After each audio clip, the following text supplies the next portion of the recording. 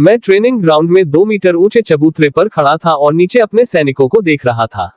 Commander ले 800 सीमा सुरक्षा बलों में से 400 आदमियों को घुड़सवार सेना में डाल दो। बाकी बचे 400 को 2 हिस्सों में बांटो। एक हिस्सा भारी ढाल वाले भालाधारियों के साथ जाएगा, दूसरा हिस्सा तलवार और ढाल वाली टुकड़ी में शामिल होगा। लीन शान ने नीचे से अपनी सहमति में जवाब दिया। मैंने 1000 नए सैनिकों के लिए भी आदेश देना जारी रखा। 300 भारी ढाल वाले भालाधारियों में जाएंगे, 300 तलवार और ढाल वाली टुकड़ी में, 300 तलवार और धनुष वाली टुकड़ी बनाएंगे। बचे हुए 100 लोगों को मैं खुद अपनी खास रक्षक टुकड़ी के रूप में ट्रेनिंग दूंगा। 500 घुड़सवार और 100 स्काउट्स का नेतृत्व लिशिन शान और जांग शियाओयू करेंगे। भारी ढाल वाले 600 भालाधारी लीनू के अधीन रहेंगे। तलवार और ढाल वाले 600 सैनिक जांग वाजी के नीचे होंगे। तलवार और धनुष वाले 300 सैनिक जांग दाशान के नेतृत्व में रहेंगे। अगर मैं घोड़ों के तबेले पर नहीं हूं तो युआंग वहां सब कुछ संभालेगा। अगर हम दोनों नहीं हैं तो मुख्य गुरु वोंगवू कमान संभालेंगे। क्या ये बात सबको समझ आ गई? 2000 से ज्यादा सैनिकों ने एक साथ इतनी जोर से हाँ में जवाब दिया कि आसमान गूंज उठा। आने वाले दिनों में जमकर पसीना बहाओ। एक बहुत ही भयंकर युद्ध होने वाला है। कल से मैं खुद तुम्हारे साथ ट्रेनिंग करूंगा। अब सब जा सकते हैं। मैंने अपना हाथ हिलाया और चबूतरे से नीचे उतर आया। लीनो ने मैदान में फैलते हुए सैनिकों को देखा और हैरानी से अपना सिर हिलाया। उसने कहा कि उसने कभी नहीं सोचा था कि हमारी सेना 1 महीने से भी कम समय में इतनी बड़ी हो जाएगी। मैंने उससे कहा कि बस खड़ा होकर हैरानी मत जताओ। तुम्हारे पास अपनी टुकड़ियों को व्यवस्थित करने के लिए सिर्फ 1 दिन का समय है। महायुद्ध बहुत करीब है और तुम पहले से ही जानते हो कि क्या करना है। उन सबने सिर हिलाया और सम्मान से झुके। मैं बायुंग और वोंगवू की तरफ मुड़ा। आने वाले दिन तुम दोनों के लिए बहुत भारी पड़ने वाले हैं। वोंगवू थोड़ा परेशान लग रहा था। उसने पूछा कि टाइगर, क्या हम फिर से युद्ध में जा रहे हैं? हु कबीले के पास अभी भी 60 या 70 हजार सैनिक एनी कमांडर के पास तैनात हैं। या तो हम उन पर हमला करेंगे या वो हम पर। युद्ध को टाला नहीं जा सकता। वोंगवू ने गंभीर चेहरे के साथ कहा कि वह समझ गया है। बयांग सुन दामोन की तरफ मुड़ी। कल तुम सैनिकों के साथ ट्रेनिंग करोगी। सुबह के समय घुड़सवारी, दोपहर में 8 खूनी तलवार वाले वार। फिर मैं ली चोंगान की तरफ मुड़ा। कल तुम और वो 100 रक्षक भी एक साथ ट्रेनिंग करोगे। सुबह घुड़सवारी, दोपहर में तलवार के वार और शाम को तीरंदाजी। अगर तुम उन 100 रक्षकों से बेहतर प्रदर्शन कर पाए तो मैं तुम्हें रक्षकों का कप्तान बना दूंगा। ली चोंग का चेहरा खुशी से लाल हो गया। बायुशुआन ने निंग शान किले के उन 1000 आदमियों के साथ मेरी तरफ देखा। उसने कहा कि अब हमारे पास 3000 से ज्यादा सैनिक हैं। क्या हम अभी भी घोड़े बेच रहे हैं? मैंने कहा कि 300 और घोड़े बेच दो, वरना हमारे पास गुजारे के लिए पर्याप्त खाना नहीं बचेगा। उसने चुपचाप सिर हिलाया। पूरे लियोघा में 3000 सैनिक। यह अब एक ऐसी ताकत बन गई थी जिससे फर्क पड़ता था। मध्य अक्टूबर की रात को लिंचिंग काउंटी शहर के मुख्य द्वार के टॉवर पर। मैं वहां नहीं था, लेकिन मैंने सुना कि वहां क्या हुआ था। मजिस्ट्रेट मिंग जिविन एक चिट्ठी पकड़े खड़े थे और उनके चेहरे का रंग बार बार बदल रहा था। उन्होंने पूछा कि कांस्टेबल जांग, क्या ये चिट्ठी सच है या झूठ? कांस्टेबल जांग हुआ परेशान लग रहा था। उसने कहा कि यह सच ही होना चाहिए। वेंग इस तरह की बात पर कोई मजाक नहीं करेगा। चिट्ठी में लिखा है कि ब्लैक माउंटेन कबीला 5 दिनों में हमारे शहर पर हमला करेगा। हमें क्या करना चाहिए जनाब? हमें पूरे शहर की सुरक्षा मजबूत करनी होगी। उन जासूसों पर नजर रखो जो अंदर से दरवाजे खोलने की कोशिश कर सकते हैं और मदद मांगने के लिए किसी को एनी कमांडर के पास भेजो। काउंटी के क्लर्क झाओ यान ने अपना सिर हिलाया। एनी कमांडर के बाहर 10,000 व्हाइट वुल्फ सैनिक डेरा डाले हुए हैं। लॉर्ड चिन और कमांडर झाओ हमारी मदद के लिए अपने सैनिक नहीं भेजेंगे। मांग जिविन ने एक गहरी सांस लेते हुए कहा कि फिर तो ऐसा लगता है कि हमें खुद ही सब संभालना होगा। जनाब, मुझे लगता है कि हमें निंगान किले से मदद मांगनी चाहिए, जांग हुआ ने अचानक कहा और उसकी आंखें चमक उठी। मांग जिविन ने अपना सिर हिलाते हुए कहा कि निंग शान किले के पास तो खुद को बचाने के लिए भी मुश्किल से ही आदमी है। आप नहीं जानते जनाब, मेरे जासूसों ने मुझे बताया है कि निंग शान किला अब बहुत ताकतवर हो गया है। उन्होंने शीशान दर्रे के 800 सीमा सैनिकों को भी अपने साथ मिला लिया है। और वो आदमी जिसने ब्लैक माउंटेन शिविर को ललकारा था, अकेले, वो निंगान किले का वाइस कमांडर वोंग था। मैंने सुना है कि हु शिविर पर हुए पिछले 2 छापों के पीछे भी उसी का हाथ है। मिंगुएन ने हैरानी से पूछा कि यह वोंग हु कौन है? मैंने तो पहले कभी उसका नाम नहीं सुना। वह नान कमांडर का एक नया रंगरूट है। सेना में आए उसे 2 महीने भी नहीं हुए हैं और उसने अकेले ही 100 से ज्यादा चोंग और हू घुड़सवारों को मार गिराया है। जिस दिन वह एनी कमांडर में ड्यूटी पर आया था, उसने शहर के दरवाजे के ठीक बाहर एक हू सूबेदार को मार डाला था। उसके बाद पूरे इलाके में उसका नाम फैल गया। इतना खूंखार नया रंगरूट, झाओ येयान ने अविश्वास से कहा। अगर तुम्हारी बात सच है तो हम निंगशान किले और इस वाइस कमांडर वोंग से मदद मांगने की कोशिश कर सकते हैं। लेकिन क्या वो आएंगे? मिंग हुआन ने चिंता से पूछा। जनाब, चाहे ये तरकीब काम करे या ना करे, हमें कोशिश तो करनी ही होगी। हम बस हाथ पर हाथ धरे बैठकर मरने का इंतजार नहीं कर सकते, जांग हुआ ने दृढ़ता से कहा। झाओ येयान ने कहा कि यह सही कह रहा है। मेरा सुझाव है कि आप अभी वो चिट्ठी लिखें और शान किले से सैनिक भेजने की भीख मांगे। ठीक है, मैं कोशिश करता हूँ। इस बीच हमारी सुरक्षा को और पुख्ता करो, खास तौर पर शहर के अंदर छिपे हुए हू जासूसों से। हमें उनमें से हर एक को पकड़ना होगा, मिंग जिविन ने सख्त लहजे में कहा। जांग हुआ और झाओ येयान दोनों खड़े हुए और सम्मान से झुके। उस रात निंगशान किले ने लिनचिंगशा और बाशान नाम के 3 शहरों में तीर के जरिए 3 चिट्ठियां भेजी और उन शहरों में कोई नहीं सोया। रात भर इस पर चर्चा करने के बाद जैसे ही आसमान में हल्की सी रोशनी होने लगी, तीनों शहरों ने मदद मांगने के लिए अपने दूत भेज दिए। एक निंगान किले को, एक एनी कमांडर को और एक टोंग शान किले को।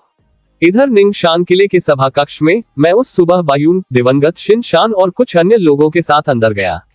वेंग दरवाजे के पास पहले से ही हंस रहा था। उसने कहा कि वोंग हू, तुम्हारा अंदाजा बिल्कुल सही निकला। लिंचिंग काउंटी ने सच में किसी को भेजा है। मैंने मुस्कुराते हुए कहा कि आसपास सिर्फ हम ही इतने ताकतवर हैं जो उनकी मदद कर सकते हैं। अगर वो बेवकूफ नहीं है तो जाहिर सी बात है वो हमसे ही मदद मांगेंगे। तो क्या हम सच में अपने सैनिक भेजकर उनकी मदद करने वाले हैं? ब्लैक माउंटेन कबीले को खदेड़ने में? वेंग ने पूछा। मैंने अपना सिर हिलाते हुए कहा कि अभी कोई जल्दी नहीं है। एक बार जब लड़ाई सच में शुरू हो जाएगी तब हम फैसला करेंगे। मजिस्ट्रेट मिंग चाहते हैं कि हम शहर की रक्षा के लिए अपने आदमी अंदर भेजें। वे मिंग ने बहुत ही शांति से बताया। मैंने हल्की सी मुस्कान के साथ पूछा कि क्या तुम शहर के अंदर जाना चाहते हो? भी मैं तो बिल्कुल नहीं। हमारे किले के सामने लिंचिंग काउंटी की कोई औकात नहीं है। वे मिंग ने तेजी से अपना सिर हिलाते हुए कहा। उस दूत से कहो कि वह मजिस्ट्रेट मिंग को हमारा पैगाम दे दे। उससे कहो कि हम ब्लैक माउंटेन कबीले के खिलाफ लिंचिंग की मदद करेंगे। लेकिन हम कब आगे बढ़ेंगे और कैसे लड़ेंगे, ये हमारा अपना मामला है, मैंने बहुत ही शांत लहजे में कहा। वे मिंग ने सिर हिलाते हुए कहा कि वो समझ गया है। 5 दिन बाद लिंचिंग काउंटी के ऊपर धुएं के संकेत उठने लगे। एक भारी सीन की आवाज गूंजी और पूरे शहर में दहशत फैल गई। मैं खुद वहां मौजूद नहीं था, लेकिन मुझे खबर मिल गई थी कि वहां क्या चल रहा था। कांस्टेबल जांग हुआ ने दीवारों के बाहर हू सैनिकों की विशाल काली भीड़ को घूरते हुए कहा कि ब्लैक माउंटेन कबीला सच में हमला कर रहा है। एक टुकड़ी के नेता की आंखें खौफ से कांप रही थी जब उसने बाहर बन रहे 10 विशाल पैदल सेना के दस्तों और उनके चारों तरफ चक्कर लगा रहे हजारों घुड़सवारों को देखा। उसने पूछा कि जनाब, क्या हम शहर को बचा पाएंगे? बचा पाए या नहीं, हमें कोशिश तो करनी ही होगी। अगर शहर उनके कब्जे में चला गया तो हम में से कोई जिंदा नहीं बचेगा, जांग हुआ ने सख्त नजरों से देखते हुए कहा।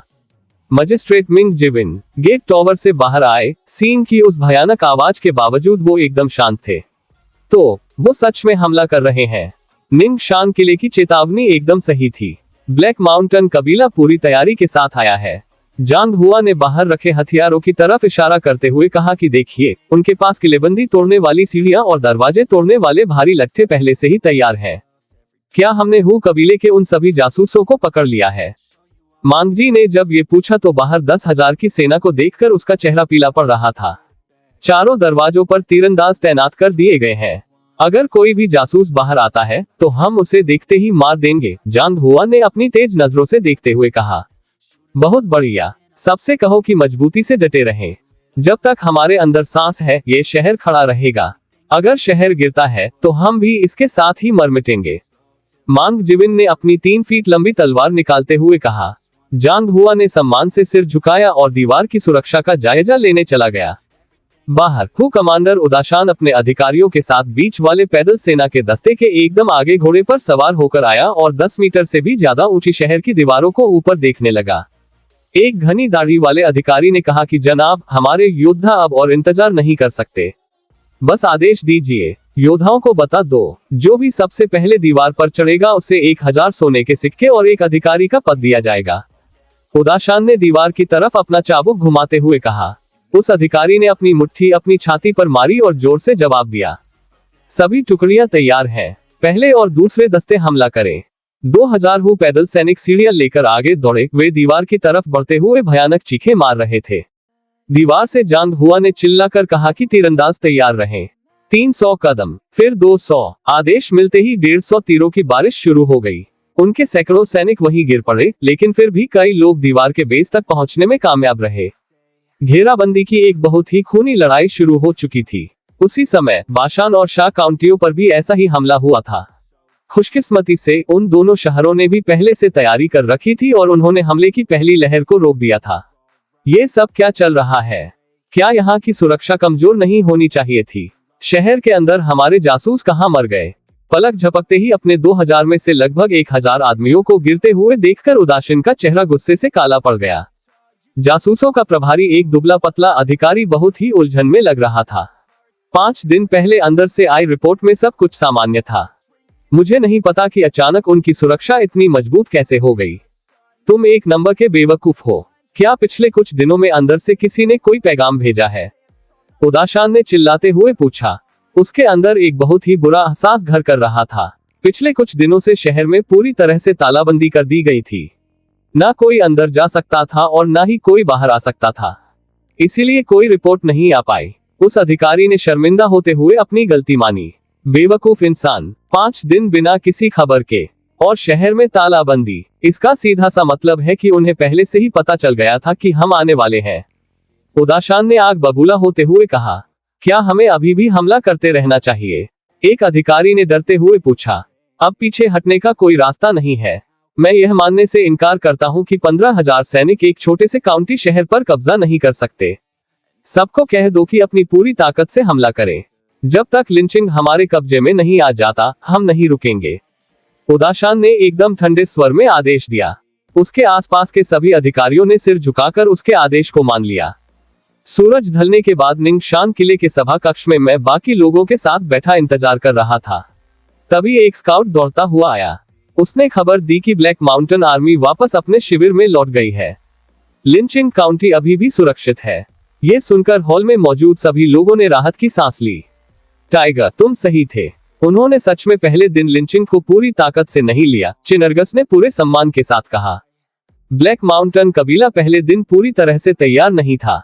वे शहर के अंदर अपने जासूसों के भरोसे बैठे थे कि वे उनकी मदद करेंगे, इसलिए उन्होंने अपनी पूरी ताकत नहीं लगाई। मैंने अपनी आंखें सिकोड़ते हुए कहा, असली बात तो कल और परसों की है। अगर लिंचिंग कल भी टिका रहता है तो हमें आगे बढ़ना होगा, और अगर लिंचिंग कल नहीं टिक पाया तो क्या होगा? शिनफेंग ने झिझकते हुए पूछा।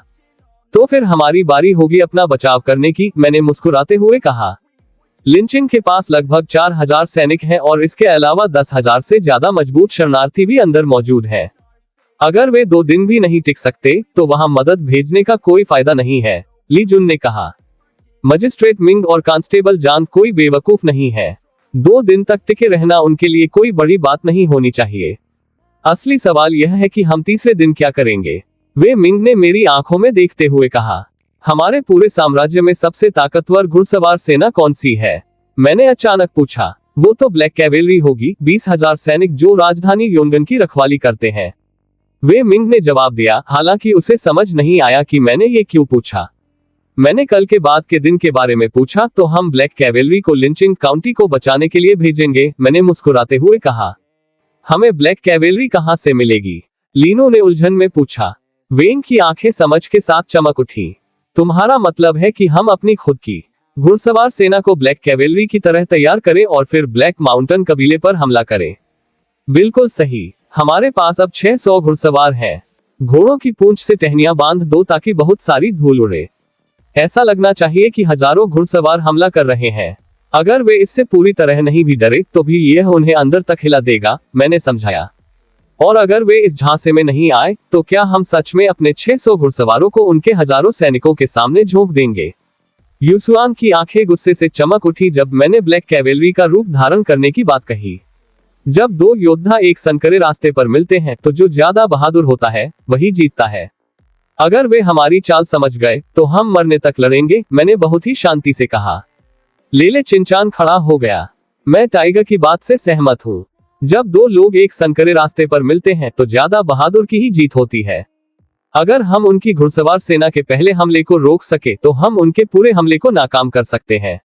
वेन को लगा कि यह योजना जोखिम भरी है, लेकिन उसे इससे बेहतर कोई और योजना समझ नहीं आई। जियावो खड़ा हो गया। मैं टाइगर की योजना के साथ हूँ। ज्यादा से ज्यादा क्या होगा, हम मर जाएंगे। मैं कोई घुड़सवार नहीं हूँ, लेकिन मैं इस योजना में तुम्हारे साथ हूँ, लीनू ने अपना हाथ उठाते हुए कहा। मैं भी, गोवा ने कहा। मैं भी सहमत हूँ। चारों तरफ से सहमत होने की आवाजें आ रही थी। केवल वे मिंग और बायुंग ने अभी तक कुछ नहीं कहा था। मैं भी वॉन की योजना के साथ हूँ, वे मिंग ने अपना हाथ उठाते हुए कहा। मैं बायुंग की तरफ मुड़ा, जिसके होंठ कसकर भिंचे हुए थे। डरो मत, जब तक मैं वहां हूँ मैं अपने भाइयों को यूं ही नहीं मरने दूंगा। उसने एक गहरी सांस ली। ठीक है, मैं सहमत हूँ। तो फिर ये तय रहा, वे मिंग ने बहुत ही दृढ़ता से कहा। अब से मेरे समेत हर कोई वॉन हू के आदेशों का पालन करेगा। सबने अपनी सहमति में सिर झुकाया। 2 दिन बाद लिंचिंग काउंटी में दोपहर की तेज धूप के नीचे एक टुकड़ी का नेता, जिसके चेहरे पर खून लगा था, मजिस्ट्रेट मिंग और कांस्टेबल जांग के पास आया। उसकी आवाज भारी थी। जनाब, हमारे सैनिक बहुत मारे जा चुके हैं। हम अब और नहीं टिक सकते। बस डटे रहो। आरक्षित सैनिकों को दीवार पर भेज दो। जब तक वो कबीले वाले पीछे नहीं हटते, हम भी डटे रहेंगे। जांग हुआ ने अपनी खून से लाल आंखों को बड़ा करते हुए कहा। टुकड़ी के नेता ने सिर झुकाया और आखिरी 800 आरक्षित सैनिकों को दीवार पर ले गया। लगातार 3 दिनों तक हुए हमले ने लिंचिंग के सैनिकों को लगभग खत्म ही कर दिया था। बस यही आखिरी 800 सैनिक बचे थे। जनाब, एक बार ये 800 सैनिक भी मारे गए तो हमें शहर के मजबूत आदमियों को दीवार पर लगाना होगा। जांग हुआ ने बाहर पैदल सेना को फिर से इकट्ठा होते हुए देखकर कहा। क्या निंग शान किले से कोई खबर आई? मिंग जिविन ने दक्षिण पश्चिम की तरफ देखते हुए पूछा। अभी तक कुछ नहीं, और भले ही वे उन लोगों की मदद भेज दे जिनके पास अभी भी बाहर 10,000 सैनिक हैं, इससे कोई फर्क नहीं पड़ेगा। जांग हुआ ने बाहर मौजूद 8 पैदल सेना के दस्तों को देखते हुए कहा। ब्लैक माउंटेन कबीले ने अपनी पूरी ताकत लगा दी है। उन्होंने अपनी 90% घुड़सवार सेना को पैदल सैनिकों में बदल दिया है। जब तक वे इस शहर पर कब्जा नहीं कर लेते, वे नहीं रुकेंगे, मिंग जिविन ने कहा। उनके चेहरे पर चिंता साफ झलक रही थी। उनके भी हमारे जितने ही सैनिक मारे गए हैं। अगर ये शहर गिर गया तो वे अपना गुस्सा निकालने के लिए हर एक इंसान को मार डालेंगे, जांग हुआ ने कहा। उसकी आंखों में निराशा साफ झलक रही थी।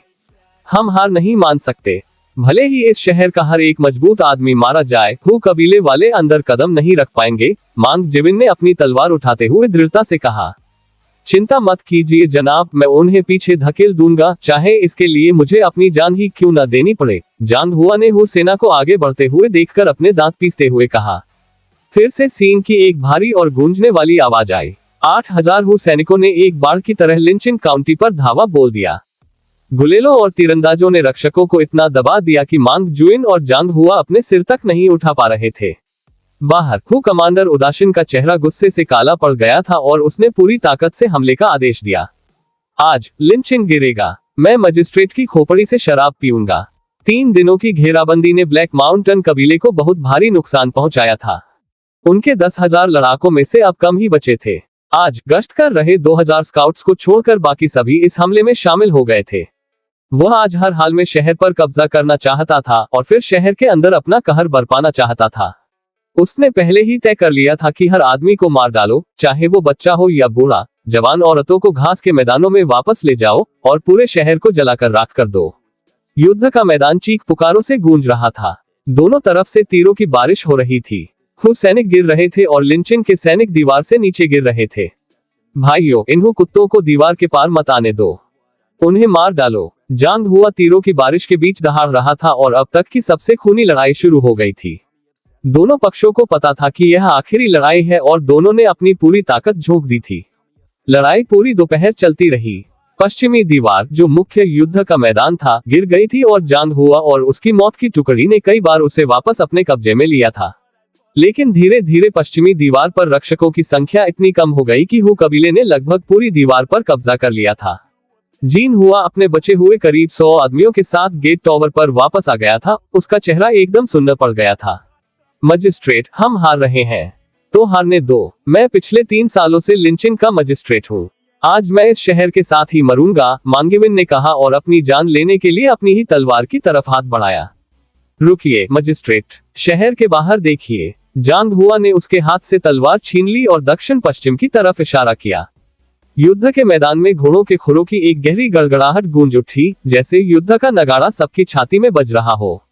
दीवार पर मौजूद हर आंख और नीचे मौजूद हुसैना दक्षिण पश्चिम में उठती हुई उस काली लहर की तरफ मुड़ गई।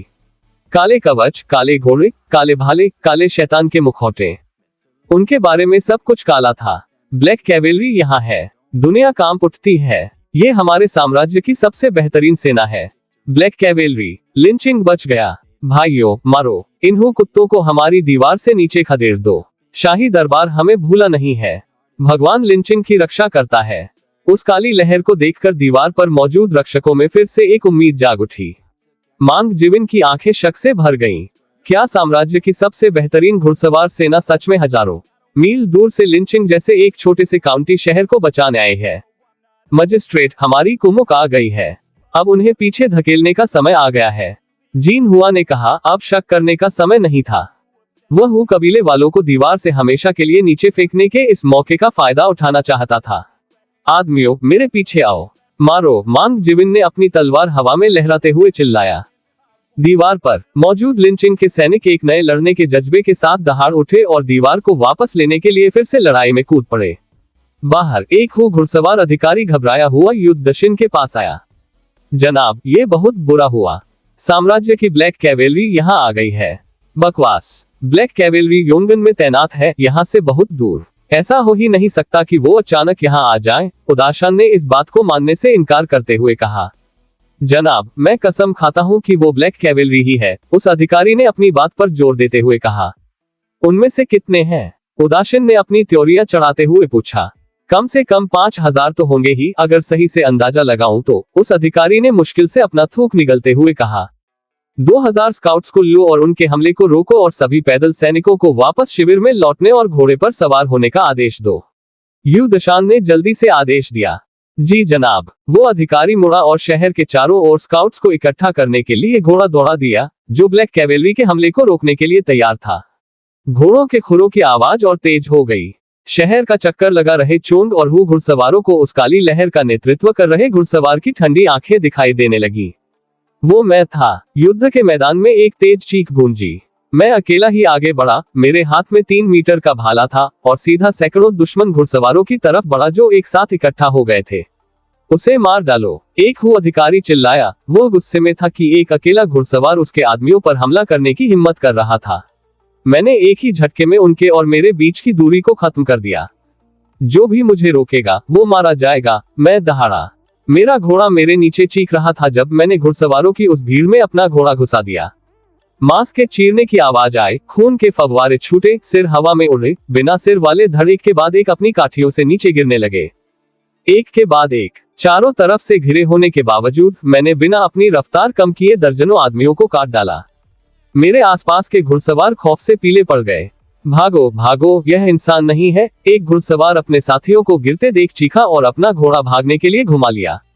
मारो, मेरे पीछे। मेरी काली घुड़सवार सेना के सैकड़ों जवान उन टूटे हुए खौफजदा दुश्मन घुड़सवारों पर टूट पड़े। काले कवच में सजा लेशिन शान जोर से हंसा जब उसने अपनी काली तलवार घुमाई और घुड़सवारों को ऐसे काटा जैसे कोई तरबूज काट रहा हो। उसकी आंखें जोश से जल रही थी। मैंने घोड़े पर सवार रहते हुए ही आदेश दिए। बयांग, 200 लोग लो और उनके बाएं हिस्से पर हमला करो। ले शिनशान, 200 लोग लो और दाएं हिस्से पर मारो।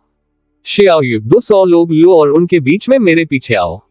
वे तीनों अपने अपने घुड़सवारों के साथ मेरे आदेश का पालन करने के लिए अलग हो गए। सैकड़ों दुश्मन घुड़सवारों को तितर बितर करने के बाद मैंने अपने 200 जवानों को सीधा यू दशान के कमांड सेंटर की तरफ दौड़ा दिया। इसे रोको। यू दशान का चेहरा सदमे से सफेद पड़ गया जब उसने मुझे अपने सैकड़ों आदमियों को किसी तिनके की तरह चीरते हुए देखा। उसने मुझे रोकने के लिए अपने खास रक्षकों को आगे कर दिया। काली घुड़सवार सेना आ रही है। इस दुनिया में कोई भी हमारे सामने नहीं टिक सकता, मैंने चिल्लाकर कहा और मेरी तरफ आ रहे उन 100 रक्षकों को देखकर अपनी रफ्तार बिल्कुल कम नहीं की। बस एक बार और उनका मुख्य अधिकारी अपने घोड़े से नीचे गिर पड़ा। मार डालो। शियाओयू के 200 घुड़सवार मेरे ठीक पीछे थे, जो उन बिखरे हुए रक्षकों को काट रहे थे। मेरी नजरें उस अफरा तफरी के बीच युद्धशान को ढूंढ रही थी, जो अपने आदमियों से घिरा हुआ था, और मैंने सीधा अपना घोड़ा उसकी तरफ दौड़ा दिया। इसे रोको, इसे अभी रोको, युद्धशान चिल्लाया। मेरी नजरें उस पर टिकते ही उसके चेहरे का रंग उड़ गया। जो भी मेरा रास्ता रोकेगा वो मरेगा। मेरा भाला मेरे करीब आने वाले हर इंसान को चीरता चला गया। कोई भी मुझ तक नहीं पहुंच सका। मैं आगे बढ़ता गया और मेरे घोड़े के पीछे लाशों का ढेर लग गया। जनाब, पीछे हटिए, इस आदमी को कोई नहीं रोक सकता, युद्धशान के पास खड़े एक अधिकारी ने चिल्लाकर कहा। उसकी आवाज में खौफ साफ झलक रहा था। युद्धशान का चेहरा गुस्से से लाल हो गया, लेकिन आखिरकार उसने पीछे हटने का आदेश दे ही दिया।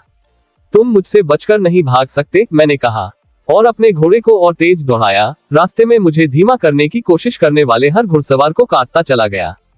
कमांडर को बचाओ। 4 अधिकारी मेरा रास्ता रोकने के लिए एक साथ घोड़े दौड़ाते हुए आए। उन्हें लगा कि वे युद्धशान के लिए थोड़ा समय निकाल लेंगे।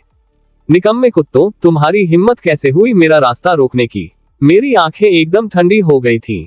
मेरा भाला बिजली की तरह 4 बार चमका और चारों अधिकारी वहीं ढेर हो गए। वो चारों मिलकर भी मुझ पर एक वार नहीं कर सके। यह आदमी एक राक्षस है। भागो भागो, यह इंसान नहीं है। आसमान ने इसे हमें सजा देने के लिए भेजा है। मेरे लिए रुको, मैं मरना नहीं चाहता। चोंग और हु घुड़सवार पूरी तरह से टूट चुके थे और हर दिशा में भाग रहे थे। तब तक बयांग और लेशिन शान के 400 घुड़सवार हु पैदल सेना में घुस चुके थे और पूरे युद्ध के मैदान में हाहाकार मच गया था। जब मेरा रास्ता रोकने के लिए कोई घुड़सवार नहीं बचा, तो मैंने भागने की कोशिश कर रहे युद्धशान को पकड़ ही लिया। मेरा भाला एक काले ड्रैगन में बदल गया और सीधे उसके भारी शरीर के आर पार हो गया। उसके मुंह से एक ऐसी चीख निकली जिसने पूरे युद्ध के मैदान को चीर कर रख दिया। जब मैंने उसके भारी शरीर को अपने भाले की नोक पर हवा में उठा लिया, उसकी मौत ने सब कुछ खत्म कर दिया। कमांडर मारा गया। भागो भागो, चिन ने हमारे कमांडर को मार डाला है। कमांडर, पीछे हटो, शीशान दर्रे की तरफ वापस भागो। युद्धशान को एक ही वार में मरते देख बचे हुए घुड़सवार पूरी तरह से बिखर गए। पूरे युद्ध के मैदान में दहशत फैल गई। भाइयों, मारो। जैसे ही हु सेना पूरी तरह से पीछे हटने लगी, वे मिंग और बाकी लोग जो 3 मील पीछे छिपे हुए थे, 2500 पैदल सैनिकों को लेकर मैदान में आ धमके। दीवार पर खड़े जांग हुआ ने मैदान पर हमारे झंडे को आते देखा तो उसका चेहरा खुशी से चमक उठा। निंग शान किले के सैनिकों ने हु सेना को तोड़ दिया है। कांस्टेबल जांग, मैं तुम्हें आदेश देता हूं कि शहर के सभी आदमियों को लू और इन्हू कुत्तों का पीछा करो, मांग जिविन ने आग बबूला होते हुए चिल्लाकर कहा। जांग हुआ ने सम्मान से सिर झुकाया और 1000 से ज्यादा सैनिकों को लेकर शहर के दरवाजों से बाहर निकल पड़ा। मैंने अपने काले लोहे के भाले पर युद्धशान के शरीर को ऊपर उठाया और पूरे युद्ध के मैदान में गूंजने वाली आवाज में चिल्लाया, उनका सरदार मारा गया है। अब किसकी हिम्मत है जो मेरा सामना करे? शिन फैंग, गाओवा और ली इर्नियो की पैदल सेना मैदान के किनारे तक पहुंच चुकी थी और छिटपुट चोंग और हु घुड़सवारों और पैदल सैनिकों को एक एक करके काट रही थी। दुश्मन को पूरी तरह से टूटता देख मैंने अपनी पूरी घुड़सवार सेना को एक साथ बुलाया ताकि हम सीधे उनके शिविर में हमला कर सकें। ले शिन शान यहाँ है, जांग शियाओयू यहाँ है, बयांग यहाँ है। वे तीनों अपने 600 घुड़सवारों के साथ मेरे पास आ गए। उनमें से हर कोई मुझे इस तरह देख रहा था जैसे कह रहा हो, सब मेरे पीछे आओ। हमला। मैंने युद्धशान के शरीर को जमीन पर फेंक दिया और 600 घुड़सवारों को लेकर सीधा हु शिविर की तरफ निकल पड़ा। बयांग, ले शिन शान और जांग शियाओयू दहाड़ते हुए मेरे पीछे पीछे आ रहे थे, सीधा दुश्मन के शिविर में। मैंने हमले का नेतृत्व किया। मेरे भाले ने शिविर के दरवाजे पर लगे लकड़ी के बैरिकेड को हवा में उड़ा दिया। मेरे 600 घुड़सवार मेरे पीछे पीछे अंदर घुस गए और उन भागते हुए घुड़सवारों को काटने लगे जो अभी भी अपने घोड़ों पर चढ़ने की कोशिश कर रहे थे। शाम से शुरू हुई ये लड़ाई आधी रात तक चलती रही जब तक कि दुश्मन की सेना पूरी तरह से टूट नहीं गई। तभी मैंने उनका पीछा करना बंद किया। लिंचिंग काउंटी के दरवाजों पर मांग जिविन बाहर आया। उसके चेहरे पर खून लगा था और आंखों में अविश्वास था जब वह मेरे आदमियों और शहर के सैनिकों को युद्ध का मैदान साफ करते हुए देख रहा था। हम सच में जीत गए, मजिस्ट्रेट। ये लोग निंग शान किले के अधिकारी हैं। ब्लैक माउंटेन कबीले के खिलाफ इस लड़ाई में इन्हीं लोगों ने हमारी मदद की है। जांग हुआ, शिन फैंग, गाओवा, लीनू और एर्गू को दरवाजे पर लेकर आया। जनरल वेई कहाँ है? मांग जिविन ने उलझन में पूछा। हमारे कमांडर को कुछ और काम संभालने थे, इसलिए उन्होंने हमें लिंचिंग की मदद के लिए भेजा है, शिन फैंग ने समूह की तरफ से जवाब दिया। कारण जो भी हो, आप सभी का आने के लिए बहुत बहुत धन्यवाद। इस शहर के लोगों की जान बचाने के लिए मैं आप सबका बहुत आभारी हूँ, मांग जिविन ने अपना सारा घमंड भूलकर सम्मान से झुकते हुए कहा। इसमें धन्यवाद की कोई बात नहीं है जनाब, ये तो बस हमारा फर्ज है, शिन फैंग ने वापस झुकते हुए कहा। लेकिन जनरल, क्या वे काले कवच वाले घुड़सवार योनगन की ब्लैक कैवेलरी थे? मांग जिविन ने पूछा, उसकी आंखों में एक उम्मीद थी। शिन फैंग जोर से हंसा। नहीं, वो ब्लैक कैवेलरी नहीं थी, वो टाइगर की अपनी खुद की बनाई हुई काले कवच वाली घुड़सवार सेना है। और यह टाइगर कौन है जिसके बारे में तुम बात कर रहे हो? मांग जिविन ने धीरे से पूछा, हालांकि उसे पहले ही अंदाजा हो गया था। टाइगर वोंग हू है, जो निंग शान किले में हमारा वाइस कमांडर है। वह अभी भी अपनी काली घुड़सवार सेना के साथ बचे खुचे ब्लैक माउंटेन सैनिकों का पीछा कर रहा है। वह जल्दी ही वापस आ जाएगा, शिन फैंग ने कहा। उसके चेहरे पर गर्व साफ झलक रहा था। तभी एक संदेशवाहक वहां आया। अधिकारी शिन, टाइगर का आदेश है, कोई भी सैनिक शहर में नहीं जाएगा। हर कोई हु शिविर में ही रहेगा और बिना उनके आदेश के कोई भी शिविर से अंदर या बाहर नहीं जाएगा। टाइगर से कहो कि शिन फैंग आदेश को मानता है और अभी शिविर की तरफ जा रहा है। संदेशवाहक मांग जिविन या मजिस्ट्रेट की तरफ देखे बिना ही वहां से चला गया। आपने आदेश सुन लिया, हम चलते हैं, शिन फैंग ने अपने आदमियों को ले जाने से पहले मांग जिविन के सामने झुकते हुए कहा। मांग जिविन के पीछे खड़े एक अधिकारी ने बड़बड़ाते हुए कहा कि इस टाइगर में तो बहुत घमंड है। जांग हुआ ने पलटकर उस अधिकारी को घूरा और वह अधिकारी डर के मारे पीछे हट गया। उसके मुंह से एक शब्द नहीं निकला। अगर जनरल वोंग ने हू सेना को तबाह नहीं किया होता तो तुम यहाँ शिकायत करने के लिए जिंदा ही नहीं बचते, काउंटी क्लर्क झाओ यान ने ठंडे स्वर में कहा। कांस्टेबल जांग, मैं शहर तुम्हारे भरोसे छोड़ रहा हूँ। आज रात दरवाजों को कसकर बंद रखना, कहीं वो वापस न आ जाएं, मांग जिविन ने बहुत ही शांति से कहा। दोनों ने सम्मान से सिर झुकाया। ब्लैक माउंटेन शिविर में शियाओ पूरी जगह की जांच करने के बाद दौड़ता हुआ आया। टाइगर, हमारे हाथ तो खजाना लग गया। 10,000 घोड़े और अनाज के पहाड़। मैंने अपना लोहे का काला मुखौटा उतारा, मेरी आंखें तेज थी। एक बार जब शिन फैंग और बाकी लोग शिविर पर कब्जा कर ले तो तुम सब आराम करना। हर कोई अपने लिए 2-2 घोड़े चुन लेना। मैं तुम सबको एक बहुत बड़े काम के लिए ले जाने वाला हूँ। मुझे उम्मीद नहीं थी कि ब्लैक माउंटेन कबीला इतनी आसानी से टूट जाएगा। इस बात ने मेरे सोचने का नजरिया ही बदल दिया। तीनों कबीलों के पास संख्याबल जरूर था, लेकिन इतने दिनों तक उस दीवार पर हमला करने की वजह से वे अंदर तक टूट चुके थे, मेरी सोच से भी कहीं ज्यादा कमजोर हो गए थे। अब जब उनकी मुख्य सेना तबाह हो चुकी थी, मेरे दिमाग में एक बहुत ही दुस्साहसी विचार पनपने लगा था। टाइगर, हम आ गए। शिन फैंग और बाकी लोग शिविर के उत्तरी दरवाजे पर आ पहुंचे थे। भाई शिन, अब ये शिविर तुम्हारा है। आधा खाना लिंचिंग काउंटी के साथ बांट लेना।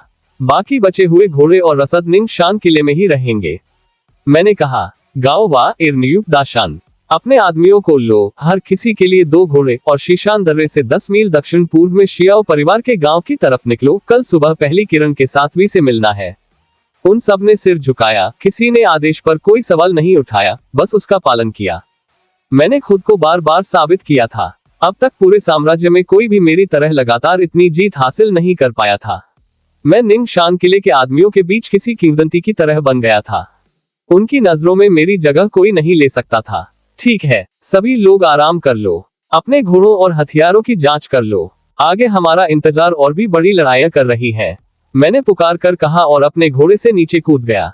सबने एक साथ आवाज लगाए और अपने घोड़ों से नीचे उतर आए। आधी रात को मैंने शिविर के दरवाजे पर आदेश दिया। आराम करने के बाद 600 काले कवच वाले घुड़सवार और मेरे 200 खास रक्षक रात के अंधेरे में निकल पड़े। भोर के समय शाह काउंटी में जैसे ही लाल सूरज उगा, व्हाइट वुल्फ कबीले का शिविर अचानक से जाग उठा। युद्ध के नगाड़े बजने लगे और उनके हजारों सैनिक शहर की दीवारों के बाहर इकट्ठा होने लगे। शिविर के दरवाजे पर व्हाइट वुल्फ के एक अधिकारी ने घोड़े पर बैठे युवा राजकुमार टाइलू से कहा, दूसरे राजकुमार, आज मैं शाह काउंटी पर कब्जा कर लूंगा या फिर अपनी जान दे दूंगा। अपने शब्द याद रखना जनरल वाई, मैं अच्छी खबर का इंतजार कर रहा हूँ, टाइलू ने कहा। उसकी आंखें मारने के इरादे से भरी हुई थी जब वह शाह काउंटी की भीड़भाड़ वाली दीवारों की तरफ देख रहा था।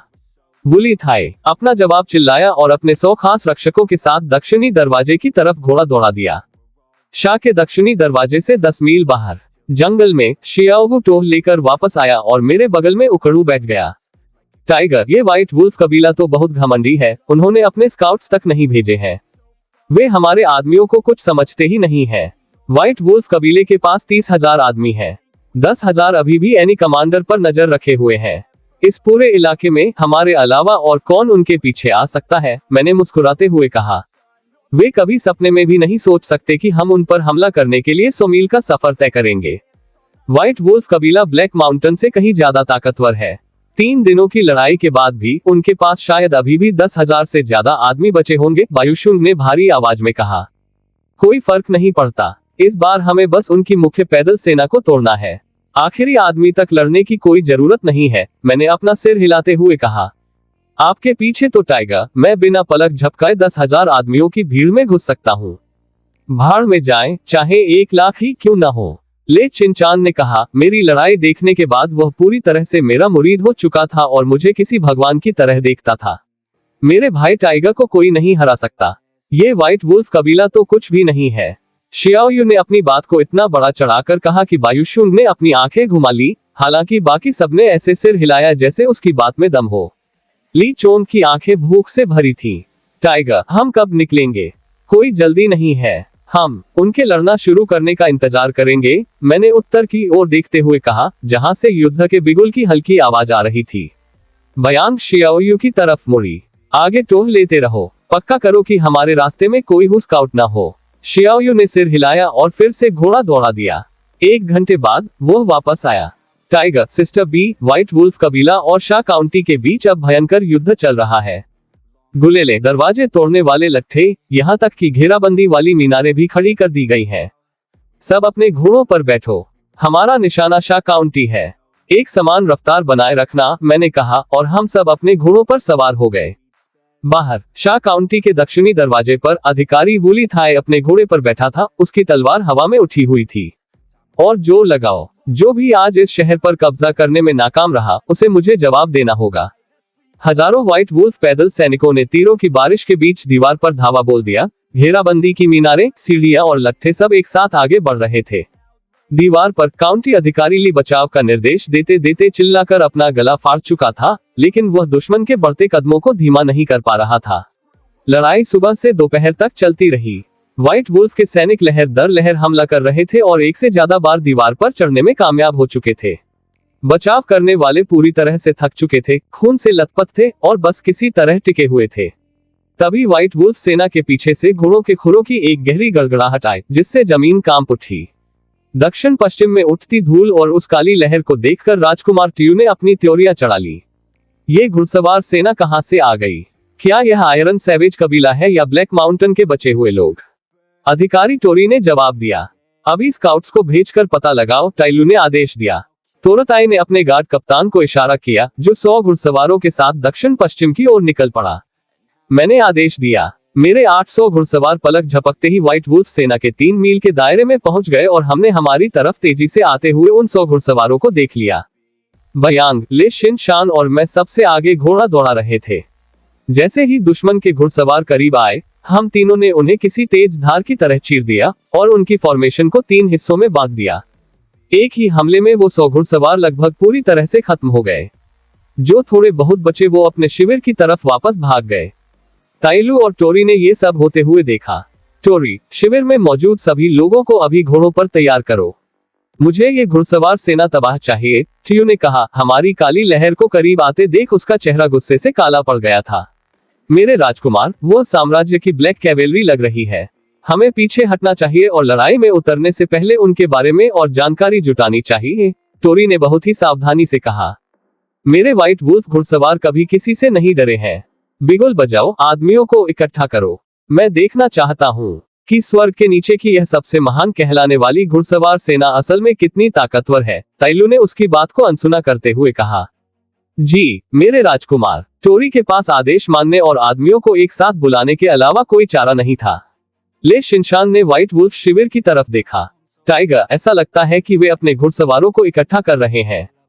उन्हें नजरअंदाज करो, सीधे उनके घेराबंदी करने वाले सैनिकों पर हमला करो, मैंने ठंडे स्वर में कहा और अपना घोड़ा मोड़कर सीधे दीवार पर हमला कर रही व्हाइट वुल्फ पैदल सेना की तरफ धावा बोल दिया।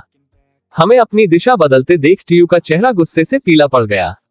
ध तेरे की, वे हमारे घेराबंदी करने वाले सैनिकों की तरफ जा रहे हैं।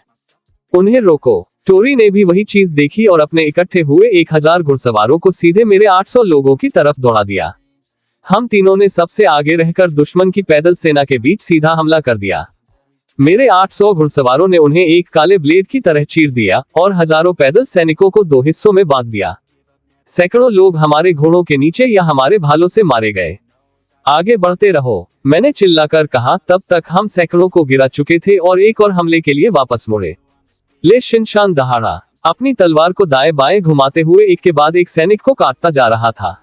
जैसे ही हम उनकी पैदल सेना को चीरते रहे, तोरताई के 1000 घुड़सवार आखिरकार हम तक पहुंच ही गए। लेकिन युद्ध का मैदान लाशों और अफरा तफरी से इतना भरा हुआ था कि उसके घुड़सवार मुश्किल से ही हिल पा रहे थे।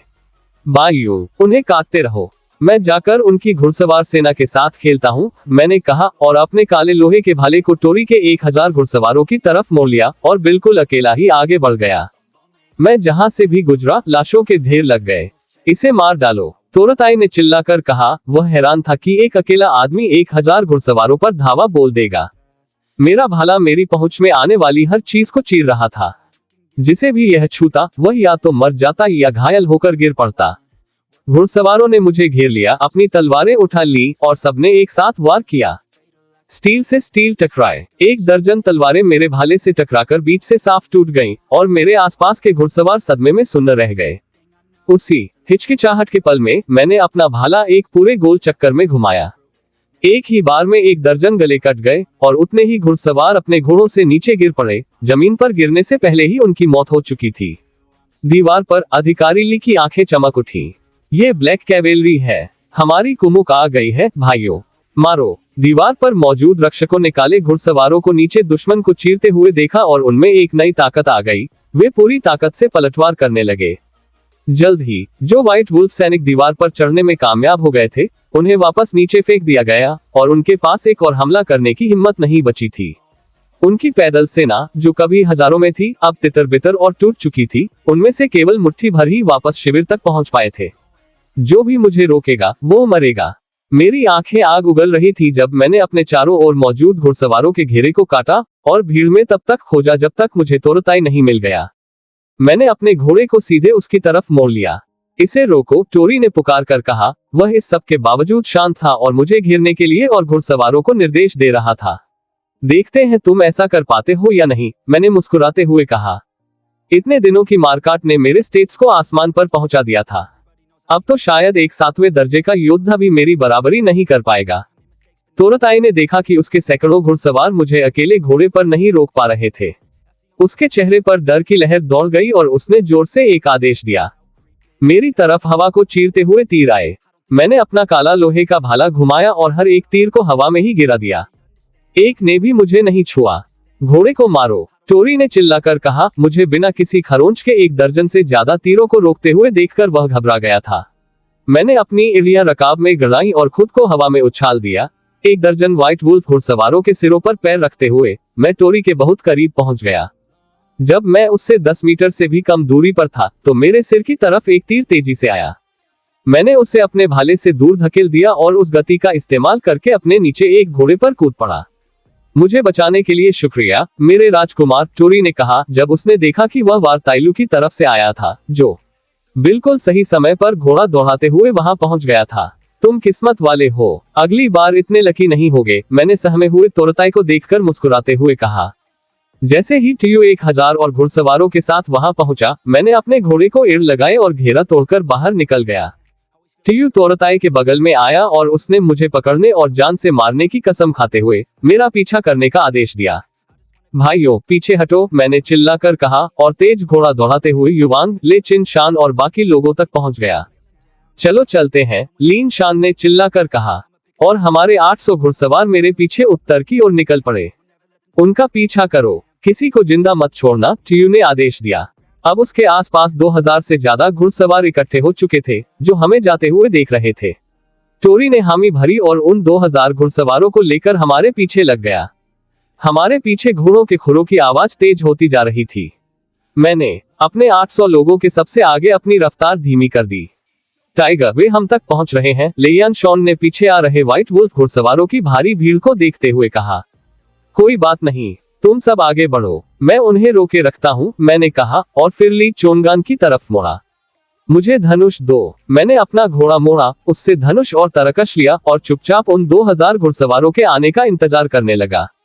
बयांग शियाओयू की तरफ मुड़ी। मुख्य समूह को 30 मील आगे लियोघा गांव ले जाओ और हमारा इंतजार करो, हम जल्दी ही पहुंच जाएंगे। शियाओ ने सिर हिलाया और घुड़सवारों को आगे ले गया। पीछे सिर्फ मैं, ले शिनशान और बुशवांग ही रह गए थे। जैसे ही 2000 घुड़सवार करीब आए, मैंने अपना धनुष निकाला, एक साथ 3 तीर चढ़ाए और डोरी को पूरी तरह से पीछे खींच लिया। मैंने उन्हें छोड़ दिया। 3 तीर टूटते हुए काले तारों की तरह 2000 घुड़सवारों की भीड़ में सीधे जा घुसे। वे 3 तीर जमीन में धंसने से पहले 9 घुड़सवारों के आर पार हो गए और आसपास के 100 से ज्यादा घुड़सवारों में दहशत फैल गई। जो भी करीब आएगा मरेगा, मैंने अपनी रकाबों पर खड़े होकर और फिर से तीर चढ़ाते हुए चिल्लाकर कहा। 3 और तीर जो हमले का नेतृत्व कर रहे घुड़सवारों पर ताने गए थे। मैंने 3 और तीर छोड़े जैसे मौत के हाथों ने एक पल में 9 और जाने ले ली हो। वो खौफनाक, मेरे हर एक वार की ताकत ने टोरी को खौफ से पीला कर दिया था। मुझे अपने अंदर ताकत का एक उबाल महसूस हो रहा था और मैंने फिर से तीर चढ़ाए। इस बार मेरा निशाना टोरी और उसके आसपास खड़े भारी कवच वाले अधिकारी थे। जैसे ही मैंने तीर छोड़े, टोरताई नीचे झुक गया और उस तीर से बच गया जो उसके लिए था। लेकिन उसके बगल में खड़े दोनों अधिकारी इतने किस्मत वाले नहीं थे। दोनों तीर सीधे उनकी छाती के आर पार हो गए और वे अपने घोड़ों से नीचे गिर पड़े। रुको, आगे बढ़ना बंद करो, टोरताई ने चिल्लाकर कहा। वो पूरी तरह से हिल चुका था। उसने उम्मीद नहीं की थी कि मेरी तीरंदाजी भी मेरी तलवारबाजी जितनी ही खौफनाक होगी। ताइलू अपने 100 खास रक्षकों के साथ तेजी से घोड़ा दौड़ाते हुए वहां पहुंचा। तुमने मेरे राजकुमार को क्यों रोका है? उस आदमी की तीरंदाजी राक्षसी है। उसने अभी अभी एक ही वार में 3 तीरों से मेरे 2 अधिकारियों को मार डाला है और लगभग मुझे भी मार ही डाला था। टोरी ने शर्मिंदा होते हुए कहा। एक साथ 3 तीर, इतना अच्छा, ताइलू ने अपने रक्षकों से घिरे हुए कहा। वह अपने 2000 घुड़सवारों के आगे आया, उसकी नजरें मुझ पर टिकी हुई थी जब मैं अपने घोड़े पर खड़ा था। क्या मेरे साथ तीरों का मुकाबला करना चाहोगे? ताइलू ने 100 कदम दूर अपने घोड़े पर खड़े होकर पुकार कर कहा। क्यों नहीं, मैंने मुस्कुराते हुए कहा। तो फिर इसे रोको। ताइलू ने अपना पैतरा लिया, धनुष को कसकर पकड़ा, डोरी खींची और एक तीर सीधा मेरी तरफ छोड़ दिया। बच्चों वाला खेल, मैंने बिना किसी परवाह के कहा और खुद 3 तीर छोड़े। एक तीर उसके तीर से सीधे टकराने के लिए था, बाकी 2 का निशाना उसके पीछे लगे व्हाइट वुल्फ के 2 झंडों पर था। स्टील से स्टील टकराने की आवाज आई जब मेरा तीर उसके तीर को बीच से चीरता हुआ निकल गया। टूटा हुआ तीर अभी भी उड़ रहा था, जो सीधा ताइलू के शरीर की तरफ जा रहा था। मेरे राजकुमार, बचकर, टोरी ने उस टूटे हुए तीर को सीधा उसकी तरफ आते देख चिल्लाकर कहा। 2 तेज आवाजें आईं। ताइलू एन वक्त पर बच गया, लेकिन उसके पीछे लगे दोनों झंडे आधे टूटकर गिर पड़े। मेरे बाकी 2 तीरों ने उन्हें चीर दिया था। ताइलू की आंखें गुस्से से जलने लगी। एक साथ 3 तीर मेरे वार को नाकाम कर दिया और मेरे दोनों झंडों को भी गिरा दिया। इस आदमी को जिंदा नहीं छोड़ा जा सकता। भाग 22, मेरे पीछे फिर से आओ और मैं तुम्हें मार डालूंगा, मैंने कहा। अपने आखिरी 3 तीर छोड़े, फिर मुड़ा और बायुंग और बाकी लोगों के साथ निकल पड़ा। टोरी ने हमें दूर जाते हुए देखा, उसका चेहरा उलझन से भरा था। उसे पता था कि इस तीरंदाजी के मुकाबले ने ताइलू के आत्मविश्वास को गहरी चोट पहुंचाई थी। तियू हमेशा खुद को घास के मैदानों की युवा पीढ़ी का सबसे बेहतरीन तीरंदाज कहता था, और चियान साम्राज्य में अपने पहले कुछ दिनों के भीतर ही किसी ने उसे एक बहुत ही खौफनाक सबक सिखा दिया था। उससे भी बुरी बात यह थी कि मेरे जाते समय कहे गए आखिरी शब्दों ने उसे अंदर तक हिला दिया था। आज के बाद किसी से इस बारे में एक शब्द भी मत कहना, तियू ने कहा। उसका चेहरा काला पड़ गया था। उसने अपना घोड़ा वापस शिविर की तरफ मोड़ा और बिना पीछे देखे चला गया। जो कोई भी मेरी बात नहीं मानेगा, वह मरेगा। टोरी ने काउंटी की उन दीवारों की तरफ देखा जो अभी भी खड़ी थीं, फिर दूर जाते हुए हमारे घुड़सवारों के काले धब्बों को देखा और गहरी सांस ली। इस लड़ाई में व्हाइट वुल्फ कबीले को शाह काउंटी की दीवारों पर पूरी तरह से हार का सामना करना पड़ा था। अधिकारी ली ने नीचे बिखरी हुई लाशों को और व्हाइट वुल्फ घुड़सवारों को वापस शिविर की तरफ जाते देखा। उसकी आंखें खुशी से चमक रही थीं। भाइयों, हम जीत गए, हम जीत गए। उन काले कवच वाले घुड़सवारों का भगवान भला करे। हमने शहर बचा लिया। वो लोग कौन थे? मैंने तो पहले कभी ऐसे घुड़सवार नहीं देखे। शायद वो साम्राज्य की सबसे बेहतरीन ब्लैक कैवेलरी हो, लेकिन वे तो योनगन में तैनात हैं। वे इतनी जल्दी यहाँ कैसे पहुंच सकते हैं? वे जो भी थे, वे शाह काउंटी के मसीहा हैं। दीवार पर खड़े सैनिकों ने खुशी मनाई, अपनी जीत का जश्न मनाया। हर कोई उन 800 काले कवच वाले घुड़सवारों का आभारी था जिन्होंने उनके शहर को बचाया था। बाशान काउंटी में शाह गांव, जो गांव से 10 मील दक्षिण पूर्व में है, शियाओगो गांव से वापस घोड़ा दौड़ाते हुए आया। टाइगर, मैंने पूरी जगह छान मारी, कोई जिंदा नहीं बचा। गांव के किनारे एक पेड़ से लटके 1 दर्जन नौजवानों को खोजने के लिए हर आदमी, औरत और बच्चे को मार दिया गया है, जबकि शियाओगो और कुछ स्काउट्स घरों से बाहर आ गए थे। उन्हें नीचे उतारो, उन्हें एक साथ दफना दो, मैंने उन लाशों को देखते हुए कहा। मेरे अंदर कुछ खौल रहा था। और किसी को बाशान काउंटी की जांच करने के लिए भेजो। देखो वहां लड़ाई कैसी चल रही है। मैंने इस सड़क पर पहले ही बहुत कुछ देख लिया था। जिन गांवों ने थोड़ा सा भी विरोध किया, तीनों कबीलों ने उनका कत्लेआम कर दिया और मरे हुए लोगों को गांव के प्रवेश द्वार पर लटका दिया ताकि आसपास के दूसरे गांवों में खौफ पैदा हो सके। शियाओ ने सिर हिलाया, लाशों को नीचे उतरवाया, फिर 7 या 8 स्काउट्स के साथ 1 दर्जन मील दूर बाशान काउंटी की तरफ घोड़ा दौड़ा दिया। मैं लेयान शॉन की तरफ मुड़ा। सबको गांव में आराम करने के लिए कहो, आदमियों की गिनती कर लो। जब शियाओ वापस आएगा तो हम फिर से निकलेंगे। उसने सिर झुकाया और इसे संभालने के लिए चला गया। जब हमने गिनती की तो हमारे पास 800 में से 720 घुड़सवार बचे थे। 2 लड़ाइयों में हमारे 70 से ज्यादा आदमी मारे गए थे। शाम के लगभग 5 बजे शियाओ और बाकी लोग सुरक्षित वापस आ गए। टाइगर, बाशान काउंटी के बाहर एक बहुत बड़ी लड़ाई चल रही है। ऐसा लगता है कि टोंग शान फौज के सैनिक पीछे से आयरन सैवेज पैदल सेना पर हमला कर रहे हैं, शियाओ ने अपने घोड़े से कूदते हुए कहा।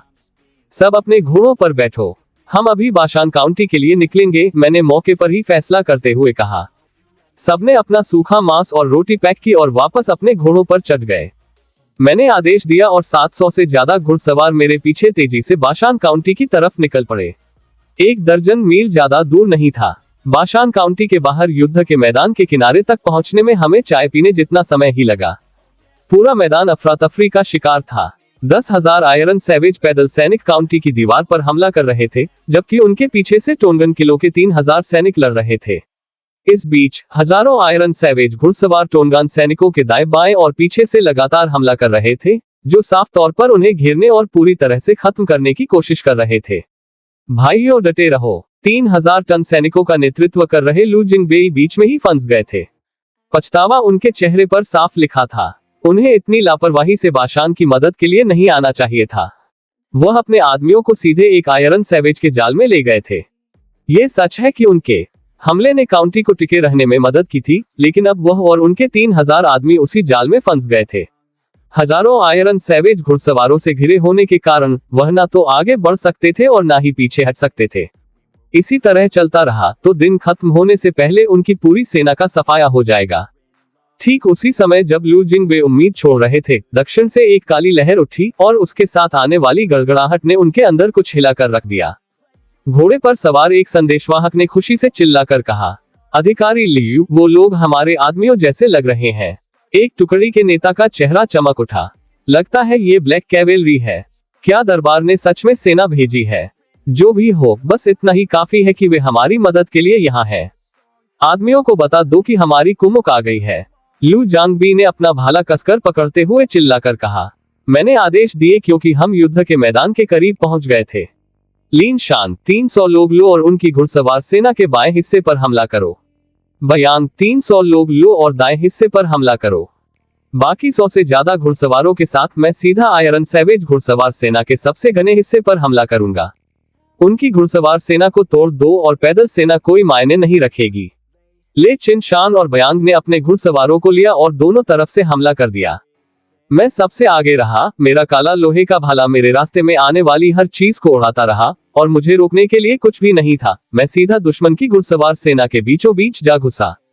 उनकी सबसे घनी फॉर्मेशन के बीच में एक बड़ा सा रास्ता बनाते हुए लू जिंगबी की आंखें सदमे से फटी की फटी रह गईं जब उसने मेरे हाथों में काले लोहे के भाले को दुश्मन की कतार के सबसे घने हिस्से को चीरते हुए देखा। वो वोंग है। मैंने घेरा तोड़ दिया, अपना काला लोहे का मुखौटा उतारा और जब मैंने उसे आंखें फाड़े मेरी तरफ घूरते देखा तो मैं हंस पड़ा। भाई लू, मैं यहाँ हूँ। भाई टाइगर, ये सच में तुम हो? लू जिंगबे की आंखें खुशी से चमक उठी, जैसे वह भाग कर आना चाहता हो और मुझे वहीं गले लगाना चाहता हो। चलो पहले इन कुत्तों से निपट लें, गले बाद में मिलेंगे। अपने आदमियों को अभी पीछे खींच लो। पीछे हटते हुए लड़ो, मैंने कहा। मुझे चिंता थी कि कहीं गलती से मेरे आदमियों को ही चोट न लग जाए, इसलिए मैंने उसे अपने आदमियों को धीरे धीरे लड़ाई से बाहर निकालने को कहा। यह देखकर कि मैं कितना खूंखार था, लू जंगबे ने अपने आदमियों को कदम दर कदम पीछे हटने का आदेश दिया, जबकि वह खुद घोड़े से उतर गया और अपनी फॉर्मेशन को मजबूत रखते हुए सबसे आगे की कतार में आ गया। आयरन सैवेज शिविर के एक वॉच टावर पर कबीले के कमांडर फेरताई ने नीचे चिल्लाकर पूछा, ये लोग कौन हैं? ये कहां से आ गए? उसका डिप्टी कमांडर एडोग हैरान लग रहा था। ये साम्राज्य की ब्लैक कैवेलरी जैसे लग रहे हैं, लेकिन इनमें कुछ तो अजीब है। जो भी है, उनका नामो निशान मिटा दो, फेरती ने गुस्से से कहा। लड़ाई उसी के हिसाब से चल रही थी जब तक कि यह घुड़सवार सेना अचानक कहीं से आ नहीं टपकी, और अब सब कुछ अनिश्चित होता जा रहा था। संदेश भेजो, हीलियम को बताओ, और वक्त आ गया है कि इस काले कवच वाली घुड़सवार सेना पर सब कुछ झोंक दो। इनमें से हर एक को मार डालो, या डोनिन ने आदेश दिया। टॉवर के नीचे खड़ा एक संदेशवाहक आदेश पहुंचाने के लिए शिविर के गेट की तरफ घोड़ा दौड़ाकर निकल गया। मैं पूरे समय युद्ध के मैदान को देख रहा था, और टॉवर पर मौजूद उस दृश्य ने तुरंत मेरा ध्यान खींच लिया। लुटेरों को पकड़ो, सबसे पहले लीडर को पकड़ो। तुम वहां हो। मैंने आखिरकार उन्हें ढूंढ ही लिया था। मेरी नजरें टॉवर से देख रहे उन दो आदमियों पर टिक गईं। फेरताई और उसका डोनशान, वे इस पूरी आयरन सैवेज सेना के कमांडर होने चाहिए। इस तरह के युद्ध के मैदान में टॉवर पर खड़े होकर इतनी शांति से देखने की हिम्मत और किसी की नहीं हो सकती। और टॉवर के नीचे सैकड़ों एलिट आयरन सैवेज घुड़सवार जमा हो गए थे। साफ तौर पर एक कमांडर के खास रक्षक। आम घुड़सवार साधारण चमड़े पहनते थे या कोई कवच नहीं पहनते थे। केवल एक कमांडर के खास रक्षक ही सिर से पैर तक लोहे का कवच पहनते थे। अकेले उसी से मुझे वो सब पता चल गया जो मुझे टॉवर पर मौजूद उन आदमियों के बारे में जानने की जरूरत थी। मेरे 700 घुड़सवारों के इस लड़ाई में उतरने के बाद पहले से ही अफरा तफरी से भरा युद्ध का मैदान और भी ज्यादा अस्त व्यस्त हो गया। अचानक से मेरे काले कवच वाले घुड़सवारों के आ जाने से बिना किसी तैयारी के आयरन सैवेज घुड़सवार सेना को कुछ समझ नहीं आ रहा था कि उन पर क्या हमला हुआ है। उनके हजारों घुड़सवार तितर बितर हो गए और ले चिनशान और बयांग ने बिना किसी रहम के उन्हें चीरना शुरू कर दिया। शियाओयू, मेरे करीब रहना, मैंने कहा। मेरी नजरें वॉच टावर पर टिकी थी, और मैंने 100 घुड़सवारों को आगे बढ़ाया, रास्ते में आने वाले हर आयरन सैवेज घुड़सवार को खदेड़ते हुए। हमें वॉच टावर तक पहुंचने से कोई नहीं रोक सकता था। एडोग ने मेरे छोटे से समूह को तेजी से बढ़ते हुए देखा। फेरताई, वो घुड़सवार सेना सीधा हमारी तरफ आ रही है। 100 घुड़सवारों की हिम्मत की वो हमारे शिविर पर हमला करे। दूर, उन्हें खत्म कर दो, फेरताई ने नीचे अपने एक अधिकारी को आदेश देते हुए कहा। उसकी आवाज में नफरत भरी थी। जी जनाब। दुओ शिविर से 300 खास रक्षकों को लेकर मेरा सामना करने के लिए आगे बढ़ा। बहुत बढ़िया, सीधे अंदर आ जाओ, मैंने मुस्कुराते हुए कहा जब मैंने उन्हें हमला करते देखा, और मैंने दुओर की तरफ अपना भाला तान दिया जो सबसे आगे था। दुओर ने दहाड़ लगाए और अपना भाला मेरी छाती की तरफ दे मारा। मैं आसानी से बच गया और मेरा काला लोहे का भाला सीधा उसके दिल के आर पार हो गया। मैंने उसके शरीर को अपने भाले पर हवा में उठा लिया और उसके पीछे के 300 रक्षक खौफ से सुन्न रह गए। दुओर एक ही वार में मारा गया। एडोग ने टॉवर से हैरान होकर कहा, नामुमकिन, एक 5वें दर्जे का योद्धा भी दुओर को एक वार में नहीं मार सकता था। फेरताई ने कहा, उसे हमेशा दुओर की ताकत पर भरोसा था, लेकिन उसने अभी अभी जो देखा था वह उसकी समझ से परे था। जो भी मुझे रोकेगा वो मरेगा। मैं हंसा और दुओर का शरीर मेरी तरफ आ रहे घुड़सवारों पर फेंक दिया। टक्कर से उनके 7 या 8 लोग अपने घोड़ों से नीचे गिर पड़े और मैंने अपने 100 से ज्यादा घुड़सवारों को उस खाली जगह से आगे बढ़ा दिया। शियाओ को मारो और बाकी लोग मेरे पीछे आओ, आयरन सैवेज के एलिट रक्षकों को एक एक करके काटते हुए। फेरताई, हमें अभी पीछे हटना होगा, वह सीधा हमारे लिए आ रहा है, एडोग ने घबराते हुए कहा जब उसने मुझे उनके खास रक्षकों को किसी तिनके की तरह चीरते हुए देखा। फेरताई को भी वैसा ही डर महसूस हुआ। मैंने जो कुछ भी दिखाया था वह उसकी कल्पना से परे था। कोई भी आम इंसान इस तरह से नहीं लड़ सकता था। तुम सब के सब मरोगे। मेरा भाला लगातार चलता रहा, आसपास के घुड़सवारों को हर दिशा में बिखेरते हुए। मैं उनके 300 एलिट रक्षकों को पूरी तरह से चीरता हुआ सीधे शिविर और फेरताई और उसके दोनशान की तरफ एक रास्ता बनाते हुए आगे बढ़ा, जिनके पास अब केवल 1 दर्जन घुड़सवार बचे थे। इसे रोको, फेरताई ने अपने आखिरी रक्षकों को मुझे रोकने का आदेश दिया जब उसने मुझे करीब आते हुए देखा। तुम्हें क्या लगता है तुम कहां भाग रहे हो? मैंने चिल्लाकर कहा और अपने घोड़े को एक बैरिकेड के ऊपर से कूदा दिया और सीधे उन 1 दर्जन रक्षकों के बीच जा पहुंचा जो किसी बुरे सपने की तरह था। खून के फव्वारे छूटे। 10 सांसों से भी कम समय में उनमें से हर एक मारा जा चुका था। यह आदमी कौन है? मैंने तो इसके बारे में पहले कभी नहीं सुना। भागते हुए एडिन ने फेरताई पर चिल्लाकर कहा। साम्राज्य में ध्यान देने लायक हर युवा योद्धा या तो सीमा पर है या योनगन में। मैंने ये नाम कभी नहीं सुना, फेरताई ने कहा। उसका चेहरा चिंता से काला पड़ गया था। तभी पीछे से 2 तीर हवा को चीरते हुए आए और दोनों के शरीर में सीधे जा लगे, जिससे वे अपने घोड़ों से नीचे गिर पड़े। मेरे घुड़सवार वहां पहुंचे और दोनों गिरे हुए आदमियों को घेर लिया। देखो कैसे तुम नीचे कूदकर उनकी जांच करते हो। टाइगर, वे दोनों मर चुके हैं। दोनों को सीने के आर पार तीर लगे थे। उनके सिर काट लो और उनके बेल्ट के टोकन ले लो। उन्हें पूरे युद्ध के मैदान में ले जाओ और 3 बार ऐलान करो, मैंने ठंडे स्वर में कहा। शियाओयू ने सिर हिलाया और तेजी से काम पर लग गया। दोनों सिर काट लिए और उनकी रस्सियों से 2 सोने के टोकन खींच लिए। शियाओयू के दोनों सिर पकड़े हुए मैंने अपना घोड़ा मोड़ा और शिविर से बाहर निकल गया। बाहर हजारों आयरन सैवेज घुड़सवार और लगभग 10,000 पैदल सैनिक अब बिना किसी लीडर के थे और पूरा युद्ध का मैदान पूरी तरह से अफरा तफरी में बदल गया था। सैनिक टूट रहे थे और हर जगह भाग रहे थे। तुम्हारे कमांडर मर चुके हैं। आत्मसमर्पण कर दो और तुम्हें नहीं मारा जाएगा, मैंने चिल्लाकर कहा जब मैं मैदान के किनारे घोड़ा दौड़ा रहा था। तुम्हारे कमांडर मर चुके हैं। आत्मसमर्पण कर दो और तुम्हें नहीं मारा जाएगा। शियाओ और ली चोंग मेरे पीछे घोड़े पर थे। दोनों भाले पर एक सिर पकड़े हुए थे और वही शब्द चिल्ला रहे थे। वे सिर सच में दोनों कमांडरों के ही थे। फेरताई और उसका दोंगशिन दोनों मर चुके हैं। हम हार गए। भागो। दोनों कमांडरों के मारे जाने की खबर से चिन सेना में दहशत फैल गई और आयरन सैवेज घुड़सवार हर दिशा में बिखर गए। पीछे हटो, पीछे हटो। कुछ अधिकारियों ने अपने घुड़सवारों को इकट्ठा किया और पैदल सेना को पीछे हटने का आदेश दिया। आयरन सैवेज पैदल सेना को टूटते और भागते देख लू जोंग बे ने मौके का फायदा उठाया और अपने 3000 टन सैनिकों को एक जंगली खदेड़ में आगे बढ़ा दिया। भाइयों मारो। दूसरी तरफ ले चिन शान और बयांग ने अपने घुड़सवारों को इकट्ठा किया और भागते हुए आयरन सैवेज घुड़सवारों का पीछा करना शुरू कर दिया। भाइयों, उन सबको मार डालो। बाशान काउंटी की दीवारों पर मजिस्ट्रेट वान डुआन ने दुश्मन को टूटते और भागते हुए देखा और वह खुशी से चिल्लाने लगा, हम जीत गए, हम जीत गए। काउंटी अधिकारी वू गांग ने सिर झुकाया। जनाब, मुझे कुछ आदमियों को बाहर ले जाने दे ताकि इन कुत्तों का पीछा किया जा सके। बाहर जाओ, जल्दी। टोंग शान फौज और ब्लैक कैवेलरी के साथ मिलकर उन्हें खत्म कर दो, वान डुआन ने अपना हाथ हिलाते हुए कहा। वू गांग ने सिर झुकाया और 1000 से ज्यादा बाशान सैनिकों को गेट से बाहर निकाला। रात होने से पहले ही पूरी लड़ाई, जिस पल मेरे 700 घुड़सवार शामिल हुए थे, खत्म हो गई। अगली सुबह थोड़े आराम के बाद लू जांगबे और मैं आयरन सैवेज शिविर के गेट पर मिले, जहां मजिस्ट्रेट हुआन डेकोइन और उनके अधिकारी हमारा इंतजार कर रहे थे। मैं बाशान काउंटी का मजिस्ट्रेट वान डुआन हूँ। दोनों जनरलों को मेरा सलाम। इस लड़ाई में आपकी मदद के लिए धन्यवाद। आपके बिना ये पूरी काउंटी जलकर राख हो जाती, वान डुआन ने नीचे झुकते हुए कहा। उसकी आवाज में सच्चा आभार था। अपनी जमीन की रक्षा करना और हमलावरों से लड़ना साम्राज्य के सैनिकों के रूप में हमारा फर्ज है। इस तरह के धन्यवाद की कोई जरूरत नहीं है, लू जंग ने प्यार से कहा। मजिस्ट्रेट हुआन, शिविर में 2000 से ज्यादा आयरन सैवेज कैदी बचे हैं। अब उनके साथ जो करना है वो आपका फैसला है। मैंने कहा, क्या मैं आपका नाम पूछ सकता हूँ जनरल? क्या आप ब्लैक कैवेलरी से हैं?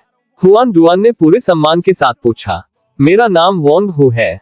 मैं निंग शान किले में वाइस कमांडर हूँ। ये हमारे अपने घुड़सवार हैं निंगान किले से, ना कि शाही ब्लैक कैवेलरी, मैंने साफ साफ कहा। वुआन का पीला गोल चेहरा सदमे से सुन्न पड़ गया।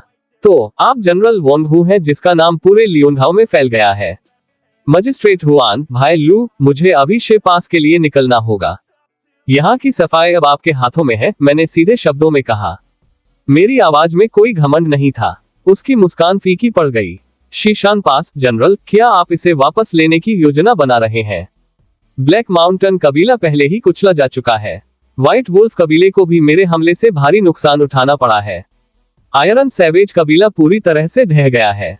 ये शीशान पास को वापस लेने का सबसे अच्छा मौका है जो हमें मिलेगा, मैंने दृढ़ता से कहा। आपने खुद ब्लैक माउंटेन और व्हाइट वुल्फ कबीलों को हराया है। वुआन का सदमा बढ़ता जा रहा था। मैंने खुद ब्लैक माउंटेन कबीले के दोनों कमांडरों को मार डाला था। उनके बचे हुए घुड़सवार बिखर गए हैं। मैंने शाह काउंटी के बाहर व्हाइट वुल्फ कबीले पर घात लगाकर हमला किया और उनके 10,000 से ज्यादा आदमी मारे गए। एनी कमांडर पर अभी भी नजर रख रहे 10,000 को गिनकर उनके पास लगभग 20,000 लोग बचे होने चाहिए, मैंने कहा। तो मैं आपको चेतावनी देना चाहता हूं, अगर मैं शीशान पास ले लेता हूं, तो ये पक्का कर ले कि व्हाइट वुल्फ कबीले के बदला लेने के डर से बाशान काउंटी की सुरक्षा कड़ी रहे। मैं समझता हूं। चेतावनी के लिए धन्यवाद, जनरल वोवान ने कहा, जोर से सिर हिलाते हुए। अभी भी वह स्तब्ध था। तो हम अपने रास्ते चले गए। अब से इस शिविर में जो भी रसद और घोड़े हैं, वो आपके हैं। जब भाई लू और मैं विजयी होकर लौटेंगे तो हम बंटवारे को सुलझा लेंगे, मैंने अपने घोड़े पर बैठते हुए और उसकी तरफ झुकते हुए कहा। चिंता मत कीजिए जनरलों, बाशान काउंटी आयरन सैवेज के लूट के माल का एक भी सिक्का नहीं लेगी। ये सब आपका फैसला है, वोवान ने वापस झुकते हुए कहा। शिविर में जो खाना है, आप उसे लोगों में बांट सकते हैं। बाकी घोड़े और रसद अभी के लिए सील कर दें, लू जांगबे ने मेरे बगल में चढ़ते हुए कहा। आप दोनों का धन्यवाद, बाशान के लोगों की तरफ से। मैं बहुत आभारी हूँ, वोवान ने कहा, लगभग 90 डिग्री झुकते हुए। उसकी कोई जरूरत नहीं है मजिस्ट्रेट, हम बाहर जा रहे हैं, मैंने कहा। और लू जोंगबे और मैंने अपने घोड़े मोड़े और चले गए। हमें जाते हुए देखने के बाद अधिकारी वो गांग वान डुआन के पास आया। जनाब, हम शिविर में मौजूद 2000 आयरन सैवेज कैदियों का क्या करेंगे? वोवान का चेहरा ठंडा पड़ गया। उन सबको मार डालो। लेकिन जनरल वोंग ने चिल्लाकर कहा था कि जो लोग आत्मसमर्पण करेंगे उन्हें नहीं मारा जाएगा। वो गांग ने कहा, उसकी आंखें थोड़ी चौड़ी हो गईं। वो वोंग हु ने कहा था, मैंने नहीं। और इसके अलावा आप 2000 कैदियों की सुरक्षा कैसे करने वाले हैं? वान डुआन ने कहा कि वह इसे अच्छी तरह समझ गया है। वोंग जिसने उन कैदियों को उसके लिए जानबूझकर छोड़ा था, अगर वह इतने को भी नहीं संभाल सकता था, तो आगे चलकर वोंगहू के साथ संबंध बनाने की कोशिश करने का कोई मतलब नहीं था। वोंगहू ने पिछले कुछ दिनों में जो कुछ किया था उसे देखते हुए अदालत को उसे इनाम देने में देर नहीं लगेगी और वह तेजी से ऊपर उठेगा, एक ऐसा नाम बन जाएगा जो पूरे साम्राज्य में मायने रखेगा। अब समय है उसके करीब आने का, बाद में नहीं। समझ गया जनाब, वो गांग ने सिर हिलाते हुए कहा। उसकी आंखों में कुछ ठंडा सा बस रहा था। कैदियों को मारना कोई अच्छी बात नहीं थी, लेकिन तीनों कबीलों ने एनी कमांडर के आर पार खौफनाक अपराध किए थे। मौत उनके लिए दया से कहीं ज्यादा थी। इसके साथ ही वू गांग ने 1000 बाशान सैनिकों को आयरन सैवेज शिविर की ओर ले गया, जो गंभीर और तेज थे। जल्द ही शिविर के अंदर से चीखें और दया की गुहार उठने लगी। लू जांगबे, जो अभी ज्यादा दूर नहीं गया था, इस आवाज पर अपनी त्योरियां चढ़ाई।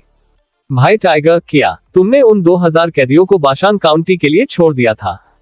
जानबूझकर? लू जिंगबेई ने अपने घोड़े पर स्थिर रहते हुए पूछा। तुम्हें लगता है कि उन्हें नहीं मारा जाना चाहिए, भाई लू? मैंने मुस्कुराते हुए पलटकर पूछा। वह हिचकिचाया, फिर एक गहरी सांस ली और जाने दिया। भाई लू, क्या तुम मेरे साथ शीशान दर्रे पर चलोगे? मैंने अपने मुंह के कोने को उठाते हुए पूछा। शीशान दर्रे की दीवारें ऊंची हैं, दोनों तरफ खाया हैं, और निंगी नदी इसके चारों ओर बहती है। हमारे पास जितने आदमी हैं, उनके साथ हम इस पर कैसे कब्जा कर सकते हैं? लू जांगबेई ने कहा, यह महसूस करते हुए कि मैं सच में ऐसा करने की सोच रहा था। आयरन सैवेज और ब्लैक माउंटेन कबीले दोनों अब टूट चुके हैं। केवल व्हाइट वुल्फ कबीले के पास अभी भी 20,000 लोग बचे हैं।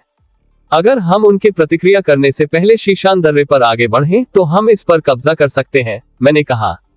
और मैं तुम्हें सीधे बता दूं, भाई लू, कुछ दिनों पहले मैंने पहले ही वेमिंग को कुछ 100 आदमियों के साथ ब्लैक माउंटेन के भटके हुए सैनिकों के भेष में दर्रे से 10 मील दक्षिण पूर्व में शियाओ परिवार के गांव में छिपने के लिए भेज दिया था। इसके अलावा निंग शान किले के मेरे खुद के 2000 सैनिक भी पहले ही वहां के रास्ते पर हैं। अब मुझे बस तुम्हारी हाँ की जरूरत है। लू जिंगबेई का चेहरा सख्त हो गया। अगर तुम मुझ पर इतना भरोसा करते हो, तो मैं तुम्हारा साथ दूंगा, चाहे इसमें मेरी जान ही क्यों न चली जाए। हाँ, मुझे पता था कि तुम हाँ कहोगे, मैंने हंसते हुए कहा। शीशान दर्रे से 10 मील दक्षिण पूर्व में शियाओ परिवार के गांव के एक छोटे से पुराने आंगन में शियाओ वो एक दर्जन स्काउट्स के साथ घोड़ा दौड़ाते हुए अंदर आया और उसे तुरंत वे मिंग मिल गया। कमांडर वेई, टाइगर ने मुझे आपको ये बताने के लिए भेजा है कि आज रात लगभग 2 बजे सुबह हम शीशान दर्रे पर एक बड़ा हमला शुरू करेंगे। पक्का करें कि आप पूर्वी दरवाजे पर कब्जा कर लें और उससे पहले उसे खोल दें। क्या वोंगहू ने सच में व्हाइट वुल्फ और आयरन सैवेज दोनों कबीलों को हरा दिया? वे मिंग ने शियाओयू को देखकर हैरान होते हुए पूछा। हमने व्हाइट वुल्फ पर घात लगाकर हमला किया और उन्हें भारी नुकसान पहुंचाया। आयरन सैवेज कबीला पूरी तरह से कुचल दिया गया। टाइगर ने खुद उनके दोनों कमांडरों को मार डाला, शियाओयू ने एक कान से दूसरे कान तक मुस्कुराते हुए कहा। ये वोंग हु, वो कुछ अलग ही है, वेई ने पूरी हैरानी से कहा। उसके बगल में गाओवा, ली एर्न्यू, जांग दाशान और अन्य लिंचिंग के पुराने सैनिकों के चेहरों पर भी वैसा ही गर्व का भाव था। वापस जाओ और वोंग से कहो कि मैं सुबह 2 बजे तक दरवाजा खोल दूंगा। कोई शक नहीं, मैं टॉवर पर सिग्नल वाली आग जला दूंगा और सबसे कहूंगा कि अपनी बाहों पर सफेद कपड़ा बांध ले ताकि वह गलती से अपनों को ही न काट दे। वे मिंग ने शियाओयू के कंधे थपथपाते हुए कहा। शियाओ ने सिर हिलाया और अपने स्काउट्स के साथ फिर से घोड़ा दौड़ाकर चला गया। वे मिंग, गाओवा और बाकी लोगों की तरफ मुड़ा। आज रात तुम तीनों अपने आदमियों को दर्रे के 3 मील के दायरे में चुपके से ले जाओ। सिग्नल वाली आग पर भी नजर रखना, फिर वोंग हु के समूह के साथ हमला कर देना। उन तीनों ने सिर हिलाया और अपने आदमियों के पास वापस चले गए। जब आंगन खाली हो गया तो वे मिंग देवर दुई की तरफ मुड़ा, जो एक तरफ खड़ा था और ख्यालों में खोया हुआ था। वांग, तुम्हारे पास खुद को साबित करने का यही मौका है। चिंता मत कीजिए जनाब, मैं आपको शीशान दर्रा लेने में मदद करूंगा, देवर ने दृढ़ निश्चय के साथ कहा। बेहतर होगा कि तुम ऐसा ही करो। तुम्हें पता है कि अगर तुमने हमें धोखा दिया तो क्या होगा, वे मिंग ने धमकी भरे लहजे में कहा। मैं पहले ही अंधेरे को छोड़कर उजाले में आ चुका हूँ। मैं आपको धोखा देने के बारे में कभी सोच भी नहीं सकता, देवर ने अपना दाहिना हाथ ऊंचा उठाते हुए कहा। ठीक है, जाकर आराम करो, शाम को तुम मेरे साथ शीशान दर्रे पर चलोगे, वे मिंग ने हाथ हिलाकर उसे भेजते हुए कहा। देवर झुका और चुपचाप आंगन से बाहर निकल गया, इससे पहले कि उसने सच में भागने के बारे में सोचा था। लेकिन ये सुनने के बाद कि तीनों हु कबीलों की संयुक्त सेनाएं वोंग हु के सामने हार गई थी, वह विचार पूरी तरह से गायब हो गया। शायद वोंग हु का अनुसरण करना और खुद को पूरी तरह से साम्राज्य के हवाले कर देना इतना बुरा विकल्प नहीं था। शीशान दर्रे पर गोधूली बेला में गेट टॉवर पर बैठे एक अधिकारी ने नीचे ब्लैक माउंटेन के भटके हुए सैनिकों के भेष में वे मिंग के समूह पर चिल्लाकर पूछा, नीचे कौन है? दरवाजा खोलो, मैं ब्लैक माउंटेन कबीले का अधिकारी देवर हूँ, वांग मियाओहू ने वापस चिल्लाकर जवाब दिया। ब्लैक माउंटेन के एक टुकड़ी नेता ने ध्यान से युद्ध की तरफ देखा और पुष्टि की। ये सच में अधिकारी देवर है। ये सुनकर अधिकारी ने पूरी तरह से अपनी सावधानी छोड़ दी और दरवाजा खोलने का आदेश दिया। विशाल दरवाजा चरमराते हुए खुला। वे मिंग ने उसी पल हमला करने की अपनी इच्छा को दबाए रखा और अपने 300 भेष बदले हुए सैनिकों को अंदर ले गया। एक बार दरवाजे से गुजरने के बाद उन्होंने देखा कि जो कभी एक व्यस्त दर्रे वाला शहर हुआ करता था, अब उसे तीनों कबीलों ने पूरी तरह से उजाड़ दिया था। सड़क के किनारे की दुकानें अब उस सैनिकों से भरी हुई थी। जैसे ही वे मिंग अपने आदमियों को एक अस्थायी शिविर में ले गया, उसने दूर से औरतों के चीखने की हल्की आवाजें सुनी, जो हु सैनिकों की पागलों जैसी हंसी के साथ मिल रही थी। ये जानवर टुकड़े टुकड़े किए जाने लायक हैं, शिनफेंग ने वे मिंग के बगल में कहा, उसकी आंखें मारने के इरादे से भरी हुई थी। वे हारने का दुख कम करने के लिए हमारी औरतों को यातनाएं दे रहे हैं। आज रात हम उनमें से हर एक को मार डालेंगे, जू दाओ ने भी कहा। उसकी आंखें भी उतनी ही खौफनाक थी, जिससे देवर आधा डर गया। उसे डर था कि कहीं वे उस पर भी हमला न कर दें। खुद पर काबू रखो, आज रात कोई भी फॉर्मेशन नहीं तोड़ेगा। जो कोई भी ऐसा करेगा उसे सैन्य कानून का सामना करना पड़ेगा, वे मिंग ने धीमी आवाज में कहा। दोनों आदमियों ने सिर हिलाया और अपने आसपास के तंबुओं की तरफ देखना बंद कर दिया। देर रात लगभग 2 बजे सुबह पूरे दर्रे में सन्नाटा पसरा हुआ था। वे मिंग ने अपने 300 आदमियों को चुपचाप शिविर से बाहर निकाला और पूर्वी दरवाजे की तरफ तेजी से बढ़ा। एक रात की गश्त करने वाले दल ने उन्हें दरवाजे के पास देख लिया। तुम लोग इतनी रात को क्या कर रहे हो? हम यहाँ तुम्हें मारने आए हैं, बयांग ने कहा और एक ही झटके में उनके टुकड़ी नेता को काट डाला। गश्त करने वाले बाकी लोग कुछ ही सेकंड में उसके 300 आदमियों के हाथों मारे गए। रास्ते में 3 गश्ती दलों को साफ करने के बाद वे दरवाजे तक पहुंच गए। शिनफेंग, 100 आदमियों को बाईं ओर से दीवार के ऊपर ले जाओ। जू दाओ, 100 को दाईं ओर से ले जाओ। एक बार जब हम गेट टॉवर पर कब्जा कर लें तो सिग्नल वाली आग जला देना, वे मिंग ने चुपचाप कहा। दोनों आदमी झुके और तेजी से दोनों तरफ की सीढ़ियों पर चढ़ गए। तुम्हें क्या चाहिए? गेट के गार्ड ने उन्हें आते देखकर चिल्लाया। वे मिंग ने शब्दों को बर्बाद नहीं किया। उसने और उसके 100 आदमियों ने दरवाजे पर मौजूद 1 दर्जन रक्षकों को तेजी से काट डाला। उसी समय शिनफेंग और जू दाओ ने टॉवर पर अपना रास्ता बनाया और सिग्नल वाली आग जला दी। आग की लपटें भड़क उठी, जिसने आधे दर्रे को रोशन कर दिया और चारों तरफ उस सैनिकों को जगा दिया। क्या हो रहा है? वह आग किसने जलाई? व्हाइट वुल्फ कमांडर वामुली लड़खड़ाता हुआ अपने तंबू से बाहर निकला। कुछ पलों पहले उसकी बाहों में 2 औरतें थीं, अब वह गुस्से में जलते हुए टॉवर की तरफ घूर रहा था। एक टुकड़ी का नेता दौड़कर आया और घबराते हुए एक घुटने के बल बैठ गया। जनाब, किसी ने हमारे गश्ती दलों को मार डाला है और पूर्वी दरवाजे पर कब्जा कर लिया है। धत्तेरे की, सबको इकट्ठा करो, उस दरवाजे को अभी वापस लो। वामुली दहाड़ा, उसके सीने में एक बुरा एहसास बढ़ रहा था। उसने पिछले 2 दिनों में ब्लैक माउंटेन के भटके हुए सैनिकों के दर्रे में वापस आने से कुछ गड़बड़ महसूस की थी, लेकिन उसने कभी उम्मीद नहीं की थी कि कोई सच में शीशान दर्रे पर ही छापा मारने की हिम्मत करेगा। व्हाइट वुल्फ कबीले के पास दर्रे को संभालने के लिए 2000 आदमी थे, साथ ही पिछले 2 दिनों में वापस आए भटके हुए सैनिक भी थे। कुल मिलाकर 5000 से ज्यादा। अगर 5000 आदमी भी इस दर्रे को नहीं संभाल सके, तो राजकुमार ट्यू उसे इसके लिए कभी माफ नहीं करेगा। वह वापस भागा, अपना कवच पहना और 100 खास रक्षकों के साथ पूर्वी दरवाजे की तरफ घोड़ा दौड़ा दिया। दर्रे के बाहर उत्तर पूर्व में 3 मील दूर जंगली मैदानों में 600 से ज्यादा घुड़सवार और 2000 टोन सैनिक एकदम खामोशी से इंतजार कर रहे थे। मैंने सिग्नल की आग से आसमान को रोशन होते देखा और अपना काला लोहे का भाला उठाया। उन्होंने कर दिखाया, भाइयों, मेरे पीछे अंदर आओ, हम कुछ भी खड़ा नहीं छोड़ेंगे। मैंने अपने 600 से ज्यादा घुड़सवारों के साथ सीधे शीशान दर्रे पर हमले का नेतृत्व किया। आगे बढ़ो, निशाना शीशान दर्रा है। लू जिंगबेई ने भी आदेश दिया और उसके 2000 टोन शांत सैनिक मेरे घुड़सवारों के ठीक पीछे चल पड़े। दूसरी तरफ गाओवा, लियो और जांग दाशान भी अपने 2000 चिंगयोग घाटी के सैनिकों को तेजी से अंदर ले आए। दरवाजे पर वे मिंग और 200 आदमियों ने सड़कों पर बाढ़ की तरह आ रहे हुए सैनिकों के खिलाफ मोर्चा संभाले रखा। दीवार के ऊपर जू दाओ और उसके 100 तीरंदाज लगातार उस भीड़ पर तीर चलाते रहे, एक के बाद एक सैनिकों को गिराते रहे। उन सबको मार डालो, दरवाजे को वापस लो। वामुली ने चौड़ी सड़क पर अपने घोड़े से चिल्लाकर अपनी पैदल सेना को आगे बढ़ने का आदेश दिया। व्हाइट वुल्फ के सैनिक दहाड़ते हुए तीरों की बारिश के बीच सीधा वे मिंग के 200 आदमियों पर टूट पड़े। वे मिंग अपनी तलवार के साथ सबसे आगे डटा रहा और लड़ाई बहुत जल्दी खौफनाक हो गई। जैसे ही खून से लथपथ वे मिंग गिरने ही वाला था, दरवाजे के बाहर घोड़ों के खुरों की आवाज से जमीन कांपने लगी। उसे पता था कि मैं आखिरकार आ गया हूँ।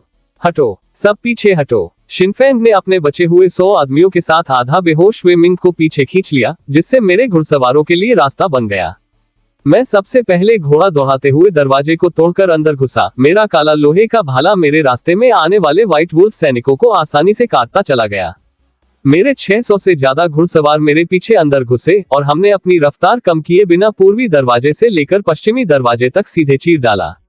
इस हमले के सामने व्हाइट वुल्फ के रक्षक पूरी तरह से बिखर गए, जबकि वामुली खुद जिसे भी साथ ले जा सकता था उसे लेकर दर्रे से भाग गया।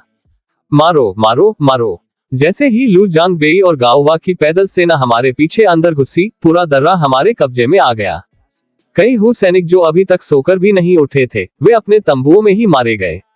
ये लड़ाई देर रात से लेकर सुबह तक चलती रही और सूरज के पूरी तरह से निकलने के बाद ही रुकी। दोपहर में दर्रे के पश्चिमी दरवाजे पर मैं दीवार पर खड़ा होकर दूर तक फैले घास के अंतहीन मैदान को देख रहा था। मेरे सीने में कुछ बहुत ही भयंकर हलचल हो रही थी। अब हम पासा पलट सकते हैं। बचाव अब हमले में बदल जाएगा। पूरे दर्रे से खून की बदबू आ रही थी। मुख्य सड़कें लाशों और कटे हुए अंगों से पटी पड़ी थी। दीवारों के पार निंगी नदी में दर्रे से खून की नदियां बह रही थी। शियाओयू दीवार पर चढ़कर आया। टाइगर, अधिकारी लू जानना चाहते हैं कि आगे क्या करना है। अगर वह टोंग शान किले वापस जाना चाहते हैं तो उन्हें जाने दो। हमने अंदर जो कुछ भी पाया है वह उसका आधा हिस्सा ले सकते हैं। मैंने दूर क्षितिज पर अपनी नजरें टिकाए हुए कहा। समझ गया, शियाओयू ने कहा। इन सभी के बाद, लड़ाइयों के बाद, शियाओयू बहुत बड़ा हो गया था। अब उसके चेहरे पर लड़कपन कम था, वह ज्यादा शांत और खुद पर भरोसा करने वाला बन गया था। शीशान दर्रे के पूर्वी शिविर में मैं तंबू के अंदर गया और बिस्तर पर बेसुध और पीले पड़े हुए मिंग को देखा। उसकी हालत कैसी है? शिनुरगा का चेहरा दुख से भरा हुआ था। डॉक्टर ने कहा है कि वह खतरे से बाहर है, लेकिन उसके घाव बहुत गहरे हैं। उसे ठीक होने में महीनों लगेंगे। एक बार जब उसकी हालत थोड़ी सुधर जाए तो उसे ठीक होने के लिए लिंचिंग काउंटी भेज देना। वहां के हालात यहाँ से बेहतर हैं। मैंने झुककर वे मिंग के घावों को खुद देखते हुए कहा। उसका पूरा ऊपरी शरीर पट्टियों से बंधा हुआ था, जिनमें से कई पट्टियां खून से लाल हो चुकी थीं। मैंने अपना सिर हिलाया। टाइगर, अधिकारी लो और उसके आदमी पहले ही जा चुके हैं। उन्होंने सिर्फ 2000 घोड़े और 1 दर्जन अनाज की गाड़ियां ली हैं, और कुछ नहीं, शिया ने कहा। ठीक है, मैंने नोट कर लिया। गाओ वा इर्नियू और दाशान से कहो कि वे अलग अलग हो जाएं और पूर्वी और पश्चिमी दरवाजों को संभालें। लिंचिंग, शाह और बाशान काउंटियों में खबर भेज दो। उनमें से हर एक को कहो कि वे अगले कुछ दिनों में यहाँ शीशान दर्रे पर 1000 मजबूत आदमी भेजें। शियाओं ने सिर झुकाया और यह काम संभालने के लिए चला गया। जैसे ही मैं तंबू से बाहर निकला, ले शिन शान तेजी से मेरे पास आया। टाइगर, हमें 1000 से ज्यादा चोंग और हु लोग मिले हैं। उनका कहना है कि वे नान कबीले के हैं जिन्हें तीनों कबीलों ने बंधुआ मजदूर बना लिया था। चलो देखते हैं, मैंने अपनी आंखों को तेज करते हुए कहा। नान, उस नाम ने मुझे नान शीर की याद दिला दी, जो उसी कबीले की राजकुमारी थी। हम कैदी शिविर की ओर गए, जो 2 हिस्सों में बंटा हुआ था और दोनों तरफ लगभग 1000 लोग एक दूसरे को घूर रहे थे। एक बिखरे बालों वाले नान अधिकारी ने आसमान की तरफ देखकर जोर से हंसा। White wolf, black mountain, iron savage, आखिरकार तुम्हारा भी दिन आ ही गया। स्वर्ग की भी सच में आंखें हैं। जब उन्होंने मुझे आते देखा तो गार्ड सम्मान से झुके। मैं नान लोगों की तरफ चला। नलान कांगाजिंग नाम का एक आदमी मुझे आंखें फाड़े घूर रहा था। तुम ही वो शिन योद्धा हो जिसने व्हाइट वुल्फ, ब्लैक माउंटेन और आयरन सैवेज कबीलों को हराया है। तुम कौन हो? क्या तुम नान शीर को जानते हो? मैंने बहुत ही शांति से पूछा। मैं नान कबीले का अधिकारी नान कांगिंग हूँ। तुम हमारी राजकुमारी को जानते हो? उसने अपनी आंखों में चमक के साथ पूछा। तुम्हारी राजकुमारी पहले से ही मेरी औरत है। क्या तुम सब मेरे प्रति वफादार रहने की कसम खाओगे? मैंने अपने चेहरे पर बिना कोई भाव लाए कहा। तुम हमारे कबीले के दामाद हो। उसकी आंखें अजीब तरह से चौड़ी हो गईं, जैसे उसे इस बात पर यकीन ही नहीं हो रहा था। क्या कोई दिक्कत है? मैंने अपने मुंह के एक कोने को थोड़ा मरोड़ते हुए कहा। हम अपने भगवान को सलाम करते हैं। नान कांगाजिंग एक घुटने के बल बैठ गया और जोर से चिल्लाया और उसके पीछे पीछे पूरा नान कबीला मेरे चारों ओर घुटने टेक कर बैठ गया। उठ जाओ, कुछ दिनों में मैं नानिर को तुमसे मिलने के लिए बुलवाऊंगा। रही बात तीनों कबीलों के कैदियों की, तो उनका फैसला तुम लोग खुद कर लेना। मैंने कहा, इन्हें 200 तलवारें दे दो। इसके बाद मैं मुड़ा और शिविर से बाहर निकल गया। उन पर कड़ी नजर रखना। जो भी शिविर से भागने की कोशिश करे उसे देखते ही मार देना। ले शिन शान ने पहरा दे रहे 300 काले कवच वाले घुड़सवारों को आदेश दिया। घुड़सवार चुपचाप अपने घोड़ों पर बैठे कैदी शिविर को किसी पत्थर की तरह शांत देख रहे थे। जल्द ही 100 से ज्यादा सैनिकों ने नान समूह के सामने तलवारों की 2 टोकरियां रख दी और बाहर अपनी जगह पर खड़े होने के लिए वापस चले गए। नान कांगिंग ने खून से सनी एक तलवार उठाए और उसकी आंखें खूंखार हो गईं। भाइयों, अब बदला लेने का वक्त आ गया है। उन सबको मार डालो। 200 नान कबीले वालों ने तलवारें उठाई और खौफजदा कैदियों पर टूट पड़े। नान कांगाजिंग ने पहले ही वार में एक व्हाइट वुल्फ कैदी को काट डाला और पूरे शिविर में एक भयानक कत्लेआम शुरू हो गया। बाहर से देख रहे शिनफेंग और जू दाओ ने डर के मारे अपना सिर हिलाया। ये काम टाइगर पर छोड़ दो। 2 शब्द कहे और एक बहुत बड़ी समस्या अपने आप हल हो गई। कोई मजाक नहीं। पूर्वी दरवाजे की दीवार पर एक अधेड़ उम्र का क्लर्क, जो अभी अभी कैदी शिविर से आजाद हुआ था, सावधानी से मेरे पास आया। जनरल, हमने अंदर मौजूद हर चीज की गिनती पूरी कर ली है। खाना, रसद, घोड़े, औरतें और कारीगर। मुझे बताओ। मैंने दूर से हमारी तरफ आ रही व्हाइट वुल्फ घुड़सवार सेना पर अपनी नजरें टिकाए हुए कहा। उसने अपना गला साफ किया। अभी हमारे पास 20,000 से ज्यादा अनाज की बोरियां, सोने और जवाहरात के 17 संदूक, तांबे के सिक्कों की 1200 डोरियां और 3200 से ज्यादा घोड़े हैं। साथ ही 2400 से ज्यादा औरतें, 600 से ज्यादा कारीगर और 1078 नान कैदी हैं। ये पूरी गिनती है जनरल। मैं एक पल के लिए शांत रहा, फिर बोला, मरने वाले हर सैनिक के परिवार के लिए 100 ताइल, घायलों के लिए 80 ताइल, बाकी सभी के लिए 50 ताइल, और परसों सभी औरतों, कारीगरों, सोने और जवाहरात को निंगशान किले में भेज दो। जी जनरल। मेरी बात सुनकर कि मैं कितना कुछ बांट रहा था, क्लर्क का चेहरा सदमे से सुन्न पड़ गया। सब लड़ने के लिए तैयार हो जाओ। मैंने व्हाइट वुल्फ घुड़सवारों को दरवाजे से 100 मीटर से भी कम दूरी पर आते हुए देखकर चिल्लाकर कहा। दीवार पर मौजूद सैनिकों ने मेरी सारी बातें सुन ली थीं। ये खबर उनके बीच किसी जंगल की आग की तरह फैल गई। 4 लोगों के परिवार के लिए 100 ताइल 10 साल तक आराम से जीने के लिए काफी थे।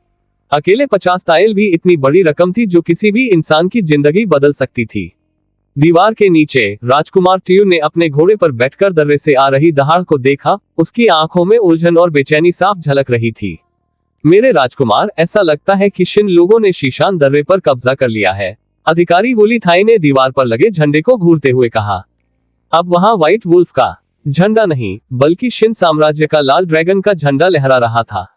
मैं उसे 1000 टुकड़ों में काट दूंगा, ताइलू ने झंडे को पहचानते हुए कहा। और फिर उसने वो चेहरा देखा जिसे वो सबसे कम देखना चाहता था। शीशान दर्रा फिर से शिन साम्राज्य का हो गया है। आओ, और अगर तुम में हिम्मत है तो इसे वापस लेने की कोशिश करो, मैंने पूरे घमंड के साथ दीवार से नीचे चिल्लाकर कहा। धत्तेरे की, हमला करो, ताइलू ने गुस्से में दहाड़ते हुए कहा। मेरे राजकुमार, ऐसा मत करें, इस दर्रे को बलपूर्वक लेना नामुमकिन है। हमें जल्दी से घास के मैदानों में वापस जाने के लिए कोई दूसरा रास्ता ढूंढना चाहिए। धत्तेरे की, टायल की आंखें नफरत से जलने लगी। काश वो खुद दीवार पर उड़कर जा पाता और मेरा सिर धड़ से अलग कर देता। तीनों कबीलों ने इस अभियान पर 70,000 सैनिक भेजे थे। अब केवल व्हाइट वुल्फ के 20,000 बचे थे। ब्लैक माउंटेन और आयरन सैवेज दोनों पूरी तरह से तबाह हो चुके थे। पूरे चोंग और हू गठबंधन के लिए यह एक ऐसी बेइज्जती थी जिसे शब्दों में बयां नहीं किया जा सकता था। कुछ पल शांत होने के बाद ताइलू ने एक गहरी सांस ली और अपनी सेना को घास के मैदानों में वापस जाने के लिए बेली किंगडम की तरफ तेजी से ले गया। बेली के रास्ते जाने के लिए निंगी नदी पार करनी होगी और घर पहुंचने के लिए उबड़-खाबड़ पहाड़ी रास्तों से गुजरना होगा। लीनो ने व्हाइट वुल्फ सेना को दूर जाते हुए देखा। उसका चेहरा खुशी से चमक उठा। टाइगर, व्हाइट वुल्फ कबीला पीछे हट गया। क्या हम सच में जीत गए? हाँ, हम जीत गए, मैंने कहा, मेरी आंखें तेज चमक रही थी। हम सच में जीत गए, लीनिया चिल्लाया। दीवार पर मौजूद लगभग 1000 सैनिकों ने एक साथ दहाड़ लगाई। उनकी आवाज पूरे दर्रे में गूंज उठी। अंदर बचाई गई औरतें और कारीगर राहत के आंसू रोने लगे। दीवार पर इकट्ठा हुए लेचिन शान, बयांग गाओ, जांग दाशान और चुन इर्गू मुझे उम्मीद भरी नजरों से देख रहे थे। टाइगर, मैं शीशान दर्रे के डिप्टी कमांडर के रूप में शाही दरबार को सबसे तेज कुरियर के जरिए युद्ध मंत्रालय को सीधे रिपोर्ट भेजना चाहता हूं कि इन पिछले दिनों में क्या क्या हुआ है। क्या आप मुझे इसकी इजाजत देंगे? लीन ने पूछा। इजाजत है, मैंने अपना हाथ हिलाते हुए कहा।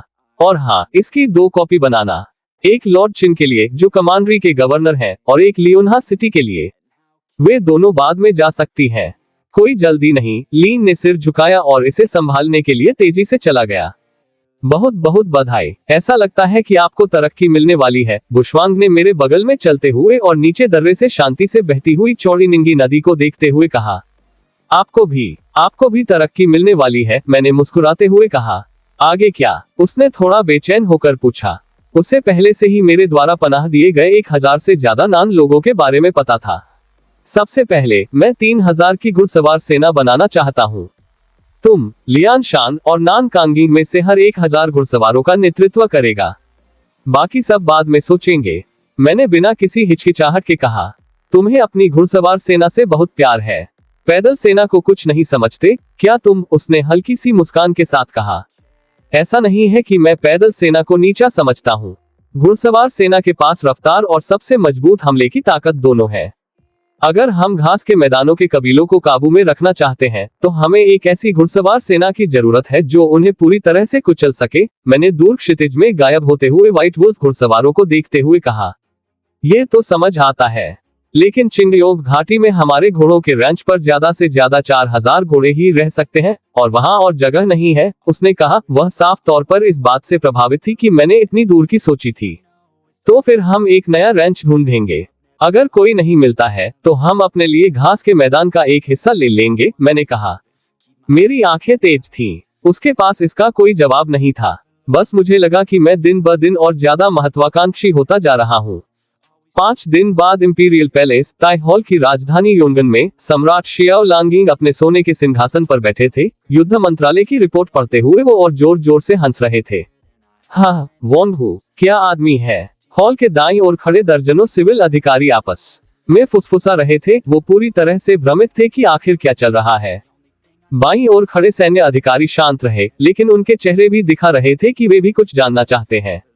सोनजिंग ताई, सबको बता दो कि क्या हुआ है और मैं इतने अच्छे मूड में क्यों हूँ, सम्राट शियाओ ने मुस्कुराते हुए कहा। जैसी आपकी आज्ञा महाराज। युद्ध मंत्री सुनजिंग ताई आगे आए और अपना गला साफ किया। शीशान दर्रे से एक जीत की खबर आई है।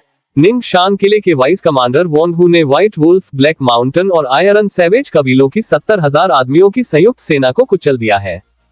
तो गाइज़ ये वाला पार्ट तो यहीं ख़त्म होता है, आगे का पार्ट अगर मिलेगा तो उसे डब करके आपको प्रोवाइड कर दूंगा। तो चैनल को भाई सब्सक्राइब कर लो और वीडियो को लाइक करना बिल्कुल मत भूलना, ताकि ऐसी अमेजिंग सीरीज़ आप बिल्कुल मिस ना करें। तो फिर चलो दोस्तों, अब मैं मिलता हूँ नेक्स्ट वीडियो में, तब तक के लिए गुड बाय।